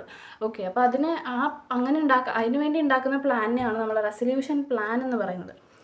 ഓക്കെ, ഇനി ഇതിൻ്റെ താഴെ റെസല്യൂഷൻ പ്രൊഫഷണൽ എന്ന് വെച്ചാൽ IRP ഇങ്ങനെയുള്ളവരെ നമ്മൾ റെസല്യൂഷൻ പ്രൊഫഷണൽ എന്ന് വിളിക്കും. ഇതാരാന്നുള്ളത് ഇനി ഞാൻ ഡിസ്കസ് ചെയ്യുന്നില്ല, ഓൾറെഡി പറഞ്ഞു കഴിഞ്ഞു. Persons appointed especially to carry on CIRP ഞാൻ അവിടെ പറഞ്ഞായിരുന്നു. അതായത് IRP എന്ന് പറയുന്ന പേഴ്സണെ നമ്മൾ അപ്പോയിൻറ്റ് ചെയ്യുന്നത് ഫർദർ ആക്ഷൻസ് കണ്ടക്ട് ചെയ്യാനായിട്ടാണ്. ഈ ഫർദർ ആക്ഷൻസ് എന്ന് പറയുന്നത് ഈ CIRPനെയാണ്. അതായത് ഇനി മുന്നോട്ട് ഇവരെ എങ്ങനെ സോൾവൻ്റ് ആക്കി മാറ്റാം അങ്ങനെയുള്ള കാര്യങ്ങളെല്ലാം നോക്കി നടത്തുന്നത് ഈ IRP എന്ന് പറയുന്ന ആളായിരിക്കും. ഓക്കെ, ഈ IRP എന്ന് പറയുന്ന ആൾ എന്തായിരിക്കും? ഓൾറെഡി ഒരു IP ആയിരിക്കും. ഇതൊക്കെ നമ്മൾ ഓൾറെഡി പറഞ്ഞ കാര്യങ്ങളാണ്, അതുകൊണ്ട് ഞാൻ വീണ്ടും പറയുന്നില്ല. റെസല്യൂഷൻ ആപ്ലിക്കൻ്റ് ആണ് റെസല്യൂഷൻ പ്ലാൻ പ്രപ്പോസ് ചെയ്യാമെന്ന് പറഞ്ഞു. A person who submits resolution plan to the resolution professional either individually or jointly. Resolution applicant എന്ന് പറയുന്ന ആൾ ചിലപ്പോൾ ഒരാളായിരിക്കാം, ചിലപ്പോൾ 2-3 പേരായിരിക്കാം. ഒന്നുകിൽ അയാൾ മാത്രമോ അല്ലെങ്കിൽ ആ 2-3 പേര് ഒരുമിച്ചോ റെസല്യൂഷൻ പ്രൊഫഷണലിൽ എന്ത് കൊടുക്കുന്നു? റെസല്യൂഷൻ പ്ലാൻ സബ്മിറ്റ് ചെയ്യുന്നു. നിങ്ങൾ ഇങ്ങനെയൊക്കെ ചെയ്തു കഴിഞ്ഞാൽ ഈ കമ്പനീനെ നമുക്ക് സോൾവൻ്റ് ആക്കാൻ പറ്റും അങ്ങനെ പറഞ്ഞിട്ട് ഒരു റെസല്യൂഷൻ പ്ലാൻ സബ്മിറ്റ് ചെയ്യുകയാണെങ്കിൽ ആ ആളെ വിളിക്കുന്ന പേരാണ് റെസല്യൂഷൻ ആപ്ലിക്കൻ്റ് എന്നുള്ളത്. ഓക്കെ, അപ്പോൾ ഈ റെസല്യൂഷൻ ആപ്ലിക്കൻ്റ് ആണ് നമ്മളുടെ എന്ത് പ്ലാൻ പ്രപ്പോസ് ചെയ്യുന്നത്? റെസല്യൂഷൻ പ്ലാൻ പ്രപ്പോസ് ചെയ്യുന്നത്. ഓക്കെ, സോ ഈ ഡെഫിനിഷൻസ് ഒക്കെ നിങ്ങൾക്ക് മനസ്സിലായി തോന്നുന്നു. ഇതിലും കൂടുതൽ ഡെഫിനിഷൻസ് ഇതിലും ഡീറ്റെയിൽ ആയിട്ട് ടെക്സ്റ്റിലുണ്ട്, വേണമെങ്കിൽ വായിച്ച് നോക്കിക്കോളൂ. പക്ഷേ ഏറ്റവും അത്യാവശ്യമുള്ളതും നിങ്ങൾ അറിഞ്ഞിരിക്കേണ്ടതായിട്ടുള്ളത് മാത്രമേ ഞാനിവിടെ ഇൻക്ലൂഡ് ചെയ്തിട്ടുള്ളൂ. ഓക്കെ, സോ നമ്മൾ CIRP പ്രോസസ്സ് അല്ലെങ്കിൽ കോർപ്പറേറ്റ് ഇൻസോൾവൻസി റെസല്യൂഷൻ പ്രോസസ്സിൻ്റെ വളരെ ചെറിയൊരു ഐഡിയ മാത്രമേ നിങ്ങൾക്ക് തന്നിരുന്നുള്ളൂ. ഇൻസോൾവൻറ്റിനെ സോൾവൻ്റ് ആക്കാൻ വേണ്ടി ശ്രമിക്കുന്ന പ്രോസസ്സിനെയാണ് CIRP പ്രോസസ്സ് എന്നുള്ളത് നമ്മൾ പറഞ്ഞത്. ഇനി നമ്മളത് ഡീറ്റെയിൽ ആയിട്ട് നോക്കാൻ പോവുകയാണ്. ഒരു കോർപ്പറേറ്റ് ഡെപ്റ്റർ ഡിഫോൾട്ട് വരുത്തുകയാണ്. ആ ഡിഫോൾട്ടിൻ്റെ എമൗണ്ട് ഇപ്പോഴത്തെ സംബന്ധിച്ചിടത്തോളം 1 കോടി രൂപയാണെങ്കിൽ നമ്മളുടെ CIRP പ്രോസസ്സ് നമുക്ക് ഇനീഷ്യേറ്റ് ചെയ്യാനായിട്ട് പറ്റും. അപ്പോൾ ഇതെങ്ങനെയാണെന്ന് വെച്ച് കഴിഞ്ഞാൽ ഇപ്പോൾ കോവിഡിന് മുമ്പും കോവിഡിന് ശേഷവും അങ്ങനെയാണ് ക്ലാസിഫിക്കേഷൻ വരുന്നത് ഈ എമൗണ്ടിൻ്റെ കേസിൽ. അതായത് കോവിഡിന് മുമ്പായിരുന്നെങ്കിൽ ഒരു കോർപ്പറേറ്റ് ഡെപ്റ്റർ അല്ലെങ്കിൽ അങ്ങനെ ഒരു കോർപ്പറേറ്റ് ഡെപ്റ്റർ ആരാന്ന് നമ്മൾ പറഞ്ഞു, അതുകൊണ്ട് അത് ഡീറ്റെയിൽ ആയിട്ട് പറയുന്നില്ല. കോർപ്പറേറ്റ് ഡെപ്റ്റർ കോവിഡിന് മുമ്പ് 1 ലക്ഷം എങ്കിലും ഡിഫോൾട്ട് വരുത്തുകയാണെങ്കിൽ നമ്മൾക്ക് ഈ പറയുന്ന പ്രോസസ്സ് ഇനീഷ്യേറ്റ് ചെയ്യാൻ പറ്റുമായിരുന്നു. എന്നാൽ കോവിഡിന് ശേഷം കോവിഡ് വന്നു കഴിഞ്ഞപ്പോൾ പിന്നെ ഈ 1 ലക്ഷം എന്ന് പറയുന്നത് ഒരു ഡിഫോൾട്ട് എന്ന് പറയുന്നത് ഒരു എമൗണ്ട് അല്ലാതായി മാറി. അപ്പോൾ അതുകൊണ്ട് തന്നെ അത് 1 കോടിയിലേക്ക് ഉയർത്തി. അപ്പോൾ ഇപ്പോൾ സംബന്ധിച്ചിടത്തോളം നമ്മൾ ആദ്യം പറഞ്ഞ എക്സാമ്പിൾ ഒന്ന് ആലോചിച്ച് നോക്കുക. നിങ്ങൾ ABC ലിമിറ്റഡ് 1.5 കോടി രൂപയാണ് SBIക്ക് പൈസ കൊടുക്കാനുണ്ടായിരുന്നത്. അപ്പോഴാണ് SBI എന്ത് ചെയ്തത്? ആപ്ലിക്കേഷൻ കൊടുത്തത്. അപ്പോൾ അവിടെ എന്താണ് 1 കോടി മിനിമം കഴിഞ്ഞു. അപ്പോൾ 1 കോടി മിനിമം എങ്കിലും ഡിഫോൾട്ട് ഉണ്ടായാലാണ് നമ്മൾക്ക് എന്ത് ചെയ്യാൻ പറ്റുള്ളൂ?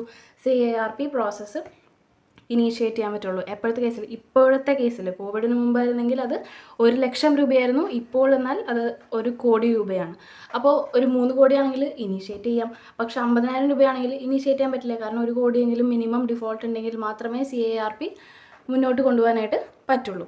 Who can initiate for CIRP? അത് ആദ്യമേ നമ്മൾ തൊട്ട് മുമ്പ് പറഞ്ഞായിരുന്നു. ആർക്കൊക്കെ ചെയ്യാം? ഫിനാൻഷ്യൽ ക്രെഡിറ്ററിന്, ഓപ്പറേഷണൽ ക്രെഡിറ്ററിന്, അതുപോലെ തന്നെ കോർപ്പറേറ്റ് ഡെപ്റ്ററിന്, അവർക്കൊക്കെ ഈ ആപ്ലിക്കേഷൻ കൊടുക്കുക. ഈ ആപ്ലിക്കേഷൻ ആർക്ക് കൊടുക്കുന്ന? അഡ്ജുഡിക്കേറ്റിംഗ് അതോറിറ്റിക്ക് കൊടുക്കുന്ന പരിപാടിയില്ലേ? അപ്പോൾ ഇത് ആർക്കൊക്കെ കൊടുക്കാൻ പറ്റും അല്ലെങ്കിൽ ആർക്കൊക്കെ ഇതിന് ഇനീഷ്യേറ്റ് ചെയ്യാൻ പറ്റും എന്നുള്ളത് ചോദിക്കുകയാണെങ്കിൽ ഈ 3 ആൾക്കാർക്കാണ് അത് ഇനീഷ്യേറ്റ് ചെയ്യാൻ പറ്റുക. Who cannot initiate for CIRP? Corporate debtor when already undergoing CIRP. അവർ ഓൾറെഡി ഈ ഒരു പ്രോസസ്സിലാണ്. വീണ്ടും അവർക്ക് CIRPക്ക് ഇനീഷ്യേറ്റ് ചെയ്യാനായിട്ട് പറ്റില്ല. ഇനി completed CIRP in the proceeding 12 months of making the application. അങ്ങനെയാണെങ്കിൽ അതായത് ഇപ്പോൾ നമ്മൾ ആപ്ലിക്കേഷൻ കൊടുക്കുകയാണ്, ഈ ആപ്ലിക്കേഷൻ്റെ 12 മാസം മുമ്പ് ഓൾറെഡി ഒരു CIRP കഴിഞ്ഞിരിക്കുന്നതാണ്. അപ്പോൾ വീണ്ടും നമുക്ക് ആപ്ലിക്കേഷൻ കൊടുക്കാനായിട്ട് പറ്റില്ല. Corporate debtor or financial creditor violated any of the terms of resolution plan which was approved before 12 months of application. അതായത് നമ്മുടെ റെസൊല്യൂഷൻ പ്ലാൻ എന്ന് പറയുന്ന പരിപാടി എന്തിനുള്ളതാണ്? നമ്മൾ പറഞ്ഞു ഇൻസോൾവെൻ്റ് ആയിട്ടുള്ളതിനെ സോൾവെൻ്റ് ആക്കാൻ വേണ്ടിയിട്ടുള്ള കുറേ പ്ലാനുകളാണ് റെസൊല്യൂഷൻ പ്ലാനിൽ ഇൻക്ലൂഡ് ചെയ്തിട്ടുണ്ടാവുക. ഓക്കെ, അപ്പോൾ ഇതിനകത്ത് പറയുന്ന എന്തെങ്കിലും കാര്യങ്ങൾ ആ കോർപ്പറേറ്റ് ഡെപ്റ്ററോ അല്ലെങ്കിൽ ഫിനാൻഷ്യൽ ക്രെഡിറ്ററോ അതിൽ പറഞ്ഞിട്ടുള്ള എന്തെങ്കിലും ടേംസ് വയലേറ്റ് ചെയ്യുകയാണെങ്കിൽ, കഴിഞ്ഞ 12 മാസത്തിനുള്ളിൽ അപ്രൂവ് ആയിട്ടുള്ള ഒരു റെസൊല്യൂഷൻ പ്ലാനിൽ എന്തെങ്കിലും കാര്യങ്ങൾ അവർ വയലേറ്റ് ചെയ്യുകയാണെങ്കിൽ അപ്പോൾ അവർക്കും CIRP ഇനീഷ്യേറ്റ് ചെയ്യാനായിട്ട് പറ്റില്ല. Liquidation order has been made against corporate debtor. Liquidation order initiate ചെയ്തു. ലിക്വിഡേഷൻ ഓർഡർ എന്ന് പറഞ്ഞു കഴിഞ്ഞാൽ ഇതിൻ്റെ ഫൈനൽ സ്റ്റെപ്പാണ്. അതായത് നമ്മളെപ്പോഴും പറയും ലിക്വിഡേഷൻ എന്ന് പറഞ്ഞു കഴിഞ്ഞാൽ ഒരാൾ മരിക്കുന്നത് പോലെയാണ്, ഒരു കമ്പനിയുടെ അവസാനത്തിനെയാണ് നമ്മൾ ലിക്വിഡേഷൻ എന്ന് പറയുക അല്ലേ. അപ്പോൾ ലിക്വിഡേഷൻ ഓർഡർ പുറപ്പെടുവിച്ച് കഴിഞ്ഞാൽ പിന്നെ CIRP ഒന്നും ഇല്ല. CIRP എന്ന് പറയുന്നത് തന്നെ എന്തിനാണ്? നമ്മൾക്ക് കമ്പനീനെ രക്ഷിച്ചെടുക്കാനുള്ള ഒരു പ്രോസസ്സാണ്. ഇൻസോൾവെൻറ്റിനെ സോൾവെൻ്റ് ആക്കാൻ വേണ്ടിയിട്ടുള്ള അതിനെ രക്ഷപ്പെടുത്താനുള്ള ഒരു പ്രോസസ്സിനെയാണ് നമ്മൾ CIRP എന്ന് പറയുന്നത്. ലിക്വിഡേഷൻ ഓർഡർ ഓൾറെഡി പുറപ്പെടുവിച്ച ഒരു കമ്പനിക്ക്, അല്ലെങ്കിൽ ചിലപ്പോൾ കോർട്ട് ലിക്വിഡേഷൻ ഓർഡറിന് മീൻസ് ഈ കമ്പനി ലിക്വിഡേഷൻ ചെയ്യണമെന്ന് പറയുന്ന ഒരു ഓർഡർ പുറപ്പെടുവിക്കുമായിരിക്കും. അപ്പോൾ അങ്ങനെ ചെയ്യുകയാണെങ്കിൽ ലിക്വിഡേഷന് ചെയ്യേണ്ടിയിരിക്കുന്ന ഒരു കമ്പനിക്ക് ഒരിക്കലും CIRP ആപ്ലിക്കബിൾ ആവില്ല. ഇത് നമ്മൾ ചെയ്യുന്നത് ഇൻസോൾവെൻ്റ് ആയിട്ടുള്ളതിനെ സോൾവെൻ്റ് ആക്കാൻ വേണ്ടിയിട്ടാണ്. ഓക്കെ, അപ്പം 4 കേസുകൾ പറഞ്ഞു ആർക്കൊക്കെ CIRP ഇനീഷ്യേറ്റ് ചെയ്യാനായിട്ട് പറ്റൂല എന്ന് പറഞ്ഞു.